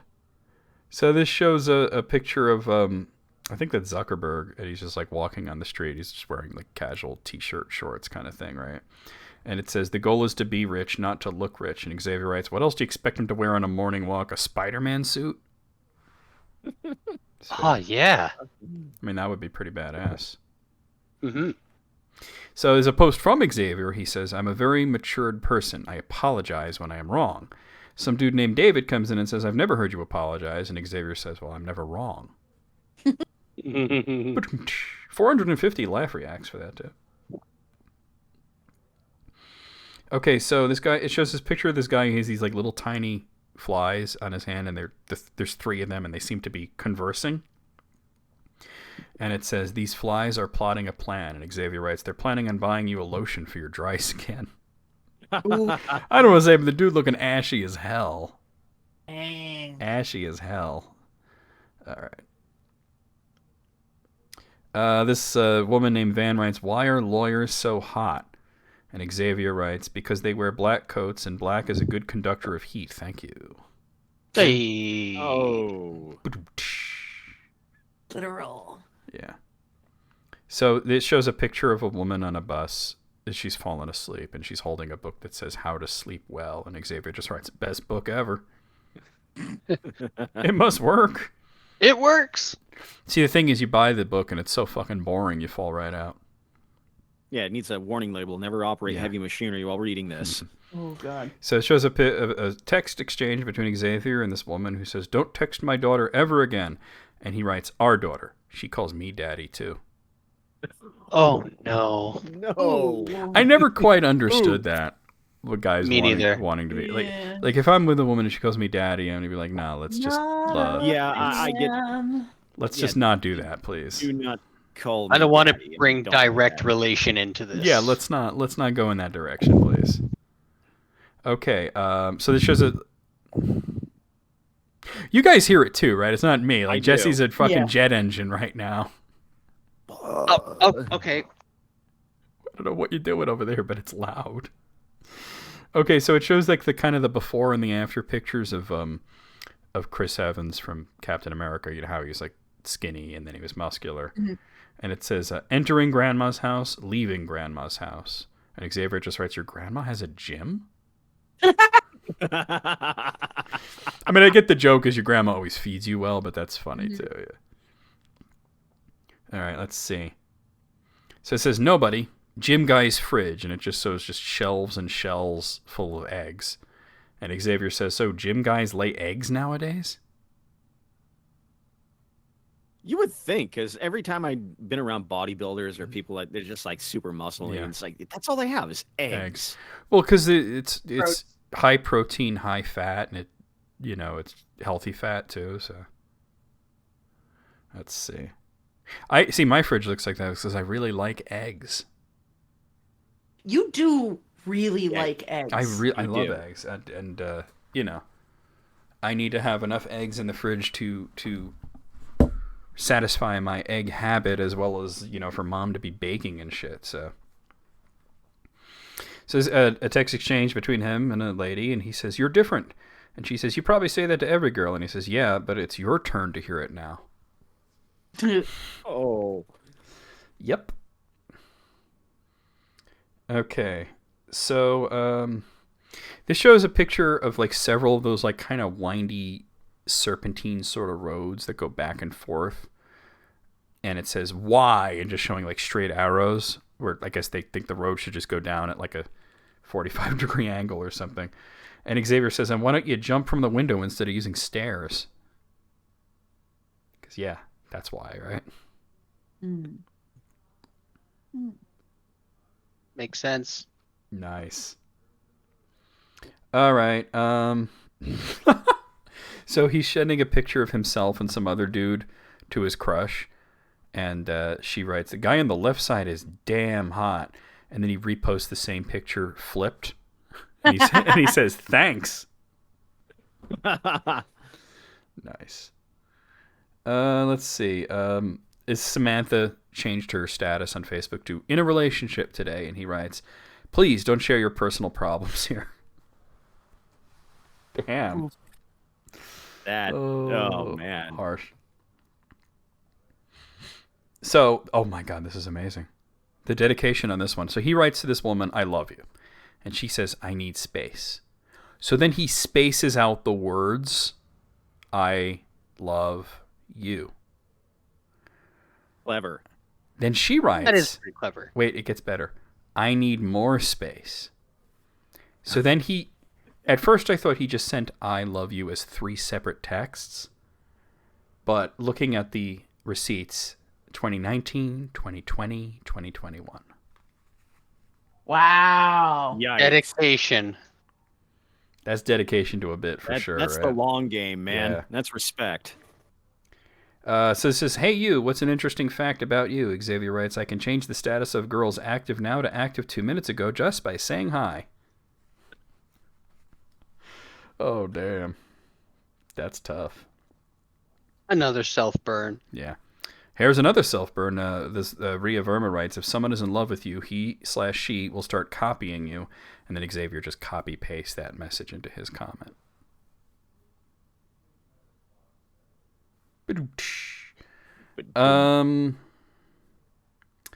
This person writes, "This is heaven," and it's a picture of like these just a whole bunch of like expensive electronics and headphones and watches and shit. And Xavier writes, "Yeah, for the millionaires, our heaven is still mom's love." Aww. See, like he'll come out just randomly wholesome out of nowhere. So this person, so this is bad. So he writes he puts a picture of a cow and it says, "Cows are our friends, not food," right? And this woman, Lavanya, writes, "No, name one cow you're a friend with," and he just wrote her name. Oh. Oof.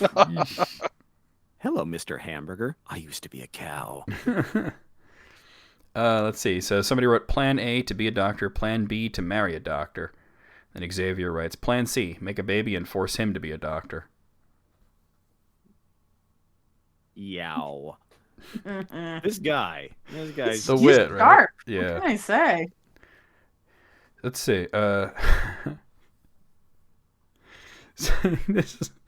This is just showing the stupidity of people on the internet, this next one. It's a text exchange. He writes, "What's your age?" And she says, "We girls don't reveal our age to boys." And like kind of like a winky face, right? And she goes, "Oh, what's your email address?" rich1997@gmail.com.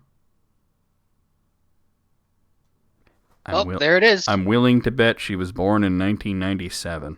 Yep. All right. So, this person put the flashlights of a bunch of Nokia phones together to make like a heart out of the light. And Xavier says, "This heart can't be broken." Well, I'm pretty sure you could throw a Nokia phone right into Mount Doom and it'll be fine. You could just fish it out later and play Snake on it. Yeah, I had a Nokia phone. That thing just was a tank. If you dropped it on the sidewalk, you'd break the sidewalk. Yeah. Yeah. That's good. That was like one of my very first cell phones. All right. Now, this next one is a real smooth, we'll say a save, right? Ooh. He writes, "Hey, babe, how are you? Missing you already," and like a bunch of kissy emotes. He gets a reply, "This is her husband." So he writes, "Forward to 100 people for good luck." Hey! Excellent save, right? That's good. Okay, let's see. All right, so this is a YouTube video. It says, how to impress a girl, 9 tips, how to make a girl like you. And he writes, never listen to girls on how to get girls. If you're trying to catch fish, you don't ask another fish, you ask the fisherman. What if she's a lesbian? Then you would want to know. Right? Yeah. That one doesn't make as much sense. Rare loss. Yeah. A rare Xavier L. They can't all be winners, you know? No. Okay, so I think that was the last one, though, because it's... Yeah, it's gone on to like a different list. So I don't know how many of these were, but I'm going to give that a letter grade of an A. Yeah, A-. Yeah, I'd say That's A-. That's an A. Solid A. I would have said A+ if not for that last one, but otherwise just an A. Yeah, that last one was definitely a rare miss. Yeah, they can't all be winners, as they say, right? Overall, this guy's pretty sharp. I've seen him around. I don't know who runs the account, but the dude is funny. All right, I got another one here. It could be like several people doing that, too. It could be. All right, well, here is from pleatedjeans.com. 35 hilariously awkward LinkedIn posts that earned an unofficial endorsement for cringe. Ooh. Yeah. This is going to be good. Yeah.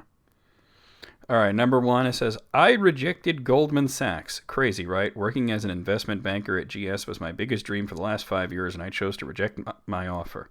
In the last 3 years, I've applied to almost 1,200 YIs and grad roles. The first place I landed and the last place to give me a chance out of all those applications was Thames Water early in March this year. Loyalty and gratitude are 2 values I hold dear to my heart. Upholding my core values is what drove my decision to reject Goldman Sachs. I feel like we need the Not meme. particularly a hireable candidate. I think we need the meme of Obama giving himself the medal. You know what I'm saying? Yeah. Like, damn, way to jerk yourself off right in front of everybody on LinkedIn, right? Good God. Yeah, I mean, congratulations. You want that medal? Ugh.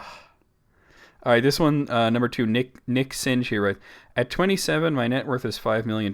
Here's how I got there. Saved $100K from my tech job over 3 years, made $200K from my book/data lemur, turned $50K into $250K via crypto investing, received a $4.5 million trust from my parents at age 18. Oh, yeah, sure. Yeah. Don't do it. Follow me for more personal financial advice. Do you want to give me $2.5 million? Because I'm going to knock on his door. I'm going to knock on his door and ask him for $50 until payday. No, but what's hilarious is that he says he's worth $5 million and $4.5 million of that was from his parents. Yeah. So the secret is have rich parents. As it always is. Why don't you just try being born rich? Oh my God. That was way better than I thought it was going to be.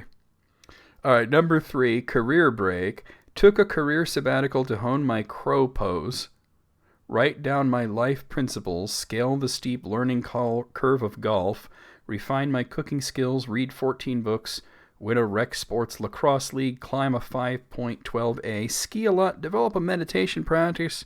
Oh, what just happened? The website broke. Okay, I got it back. Develop a meditation practice, work with an executive coach, help high school lacrosse players get college scholarships, and raise a bunch of money for the Cal men's lacrosse program. Apparently, Way to be humble. According to this, he did all of that in 4 months. Wow. I'm smelling the distinct smell of cow excrement. Mm. You mean bullshit. I do mean bullshit. You're right. So first of all, somebody decided to make, for number 4, a LinkedIn profile for Napoleon Bonaparte. Oh dear. Yeah. COO Equity Derivatives at Societe Generale, Paris, France. Activity, crossing the Alps. Dude, nobody cares about your weird Napoleon thing. Stop doing this, please. You All right. just have a Napoleon complex. All right, number 5. Some dude gardening leave writes, training to compete in the World Championship of non-compete. Because it is winter, I shall tend to books which were once trees. I don't think I can handle this list. This is too much cringe. This is breaking me. I thought, oh, cringe. This is going to be great. No, it's actually too good of a list. Yeah. So like, I will give it props for being too good at what it is. Yeah, I'm going to yeet this because it's too good of a list. It gets the yeet. I'm sorry. We have to stop. Giving me the creepy crawlies on my back. Yeah, I just can't do it. I just can't do it. That's too much. All right, don't worry. Like the hamster wheel is just broken in my brain right now. These people, I knew that LinkedIn was insane. I didn't know it was that insane. So I did LinkedIn for my company for a brief while. Yeah. And I definitely did it wrong because I come from the shitpost school of art. Oh dear. And everybody loved it. Oh, but, there you go. Yeah. All right, let's cap it off with one more crack.com list because I thought that was going to be the last list, but we can't. It's too good. I can't do it. All right, so this is 12 movie and TV questions that have been answered. Oh. Okay, this would be great if it loaded properly. Here we go. So number 12 is from Breaking Bad. The question, how long was Huel stuck in the safe house? And there were a lot of memes about that. He's still out there somewhere, still stuck there waiting for them to come back, right? The answer, not very long ago. Not very long at all, rather. Showrunner Vince Gilligan revealed that Agent Van Oster would contact his superiors after hearing about Hank and Gomez's disappearance. Huel would be taken to DEA headquarters, questioned, and released within a matter of hours. He's out and about as a free man.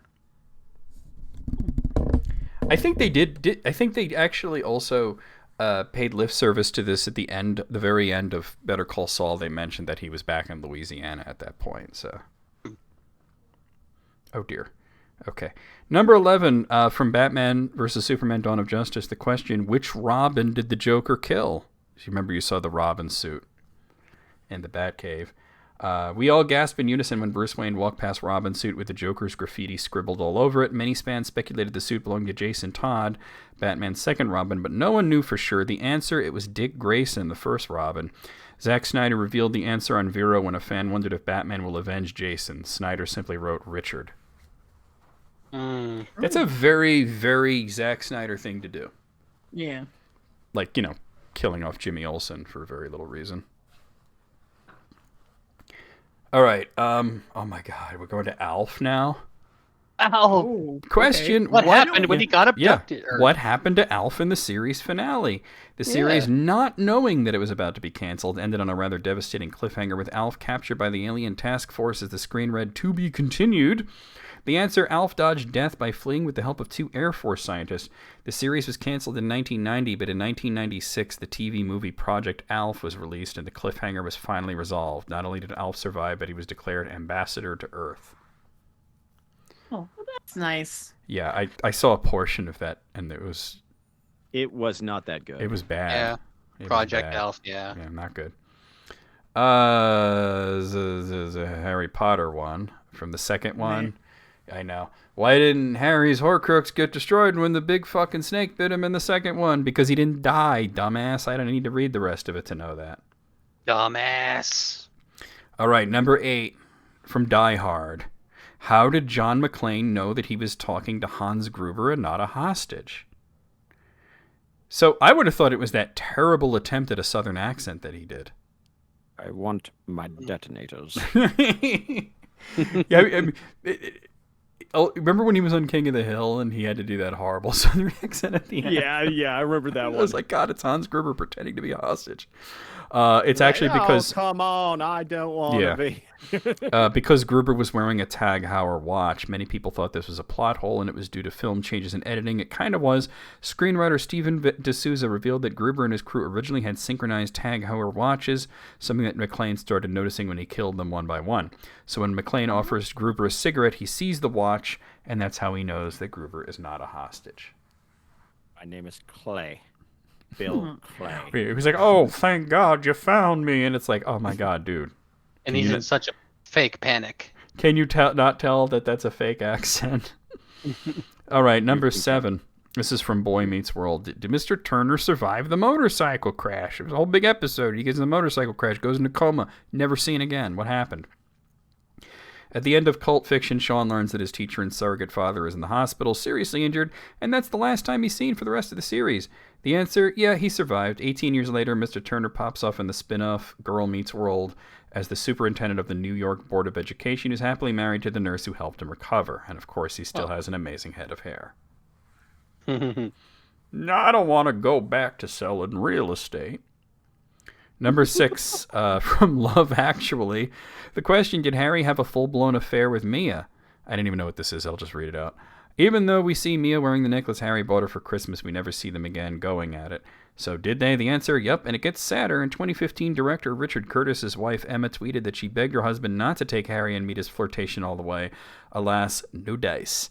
When someone asked what happened to Harry and his wife afterwards, she replied they stay together, but home isn't as happy as it once was. Oh, man. That's a downer. Realistic, I suppose. Mm-hmm. I've never seen Love Actually either. Yeah, so. I mean, so there's a show or a movie, I don't know what this is, something called American Vandal, and the question is, who drew the dicks on the cars? Somebody went and spray painted a bunch of dicks on all these cars. The answer is Krista Carlisle, duh. Even though the mockumentary never answered the question directly, it was quite obvious from her last interview that Krista Carlisle was the guilty party, yet people kept on speculating as to who it really was. The actors and showrunners couldn't believe they had to come out and actually reveal who drew the dicks. What a satchel of Richards. Oh, man. Number 4, Family Guy. I don't know who cares about this, but why does Stewie have a British accent? So in Send in Stewie, Please, the youngest Griffin child gets sent to a school psychologist where he reveals one of his biggest secrets. It's a fake accent. The super smart baby tells Dr. Pritchfield that he made up his phony persona as a code of honor to get through the day and feel special. That bit of info never leaves the room because Stewie deliberately fails to give the doctor his heart medicine, killing him. Oh, I'm glad I know that now. Yeah, that's a part of my brain that I can't get back. Okay, Titanic. Could Jack fit on the door? Well, according to the Mythbusters, no, but let's see what they say. You think you know the answer because you saw that Mythbusters episode, but James Cameron says you're wrong. The answer, if Jack could fit on the door, they would both have frozen to death, and the script says only Jack dies. Cameron said he made absolutely sure the physics were fine-tuned so the door could only hold Rose and make sure she survived. Well, that's what the Mythbusters said, so... It would have floated them, but it would have put them in several inches of freezing cold water, and they would have died. And she was near death when the rescue boat came to her. Yeah. Number 2 from 2001: A Space Odyssey. The question is basically, what the hell? What the hell was the ending with Dr. Bowman, the strange room, and the floating fetus? The answer, Dr. Bowman was being studied in a human zoo before transforming into a superhuman. In a recently discovered phone conversation with a Japanese filmmaker, Stanley Kubrick revealed that Bowman became the study of godlike entities. The room was the entity's idea of a normal human environment. Bowman's life passes by without any sense of time until he is transformed and sent back to Earth as the Star Child. I'm afraid I can't let you do that, Dave. There was I gotta tell you guys a story, but there was originally actually narration that explained it, but they cut it out of the movie. Oh. When June was streaming 2001: A Space Odyssey back in the old, before Discord, the livestream.com days. So you could change your name on there to pretty much anything you want, right? So, you know how 2001: A Space Odyssey has that intermission in the middle of it? Mm-hmm. Mm-hmm. So June is like, let's take a break, right? Goes to the bathroom or whatever. And I said, hey, everybody, let's all change our names to like variations of HAL 9000. So like I took like HAL 9000, somebody else was like HAL 9000, somebody else wrote it out 9000, and then we're all talking in all caps, right? Oh. No, they never said why he opened his eyes. Maybe that was a trick of the light EP. They never revealed that. DiCaprio's eyes were stinging. The chlorine. I don't know. So anyway, we're all yelling in caps and calling June Dave. And they're like, hello, Dave, and they're like, what's up, Dave? And we're all doing it. And June's just like, oh my God, you people, I don't even know who's who. Because we're all, because we're all named HAL 9000. We're all named. That's funny. We're all, so it's like me and Sarah and now and a bunch of people were all named HAL 9000. And June's just like, I don't even know which one of you motherfuckers is which, right? And So after a while, June says, "Look, Daisy." I had the opportunity to do the funniest thing, and I did." So June says, "Look, I'm not asking you to change your names, but could you please stop typing in all caps?" And in all caps, I just wrote, "I'm sorry, Dave. I cannot do that." Timing. Yes. This is the way robots talk, Dave. All right. And then the last one is from How I Met Your Mother. Question, where did that damn pineapple come from? This is one of those, I guess you had to have watched it. In Season 1, Episode 10, Ted wakes up after a night of drinking with a pineapple on his nightstand and has no recollection of how it got there. The mystery became known as the Pineapple Incident.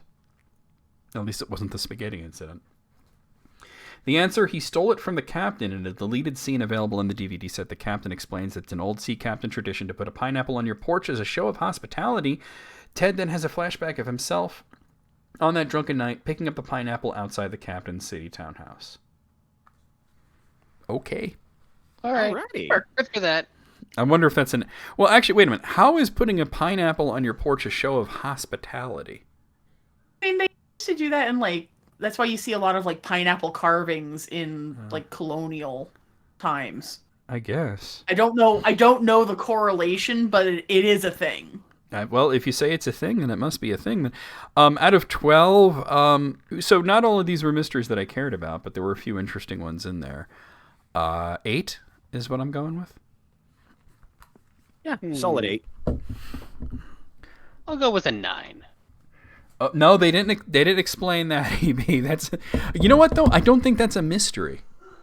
I think we know why, right? Because they're a bunch of pieces of shit. That's why. It was Yeah. Well, it's just, it was a different time, and and people were shitty. It was a different time. It's just like that show from the 70s that got canceled before it aired just because one of the stars was a gay dude. Like, okay, so he can't act because he's gay. Like, what? And you had several people coming out as gay in the 70s too, and it's like, what the fuck is going on? Well, I think that the issue is that, like, if you're like a really really big star, like if you're like a Rock Hudson and you come out as gay, like people are like, well, I like you, so you know what I mean. But when you're just some dude starting out on a sitcom, maybe you don't get that leeway, right? Yeah. Oh my God! After hearing, well, not hearing, but after reading what Evie just wrote, I'm so glad I never watched that show now. Yeah, same. Yeesh. Okay, guys. Well, that has been the List Critics. I had a blast. We're gonna go over the schedule before we do a raid. And if anybody, it's gonna just, of course, be me and Jesse and Elise next month. But if anybody wants to guest, just hit me up and you can be on the show if you'd like. But let's go over the schedule real quick. Here's what's going on. Tomorrow afternoon, we're gonna be continuing along with more of Bastion for Steam. Saturday night, more of Xenoblade Chronicles Definitive Edition for the Switch. Be glad to get back into that after my enforced day off last Saturday because of that damn power out. I didn't get to play Xenoblade. That damn power outage. Yeah. Sunday night, we'll be finishing up the last bit of Castlevania Harmony of Dissonance on the Game Boy Advance and starting the next game, which is also on Game Boy Advance. It's Castlevania Aria of Sorrow. So instead of making a new scene, I'll just edit this one and it'll be a lot faster. Monday afternoon, I'm going to play this extremely goofy fighting game for the Saturn called Final Fight Revenge. It's supposedly pretty bad. I'm playing it at the Japanese game. Let's see what it's like. It's Final Fight as a weird 3D fighting game, so... We'll figure that out. It might be good. It might be bad. It's probably bad. But is it going to be bad or fun bad? We'll find out. Tuesday night, we're going to hopefully finish up The Last Faith. I think I'm at the end game. I think we can just make a push and finally beat this game. And if we beat it with time left over, we'll have to start on Hollow Knight then, of course, because I've just been itching to play Hollow Knight, so we're going to throw that into the rotation because why not, right? And Wednesday afternoon, we're going to be playing more of Pokemon Black version for the DS. And then finally, Thursday night, a week from today, it will be a YouTube recording session. So it's either going to be Octopath Traveler or quite possibly Dragon Quest Builders. It's going to be one of those. Both are played on Steam. We'll figure it out. You'll know closer to the time what I'm doing.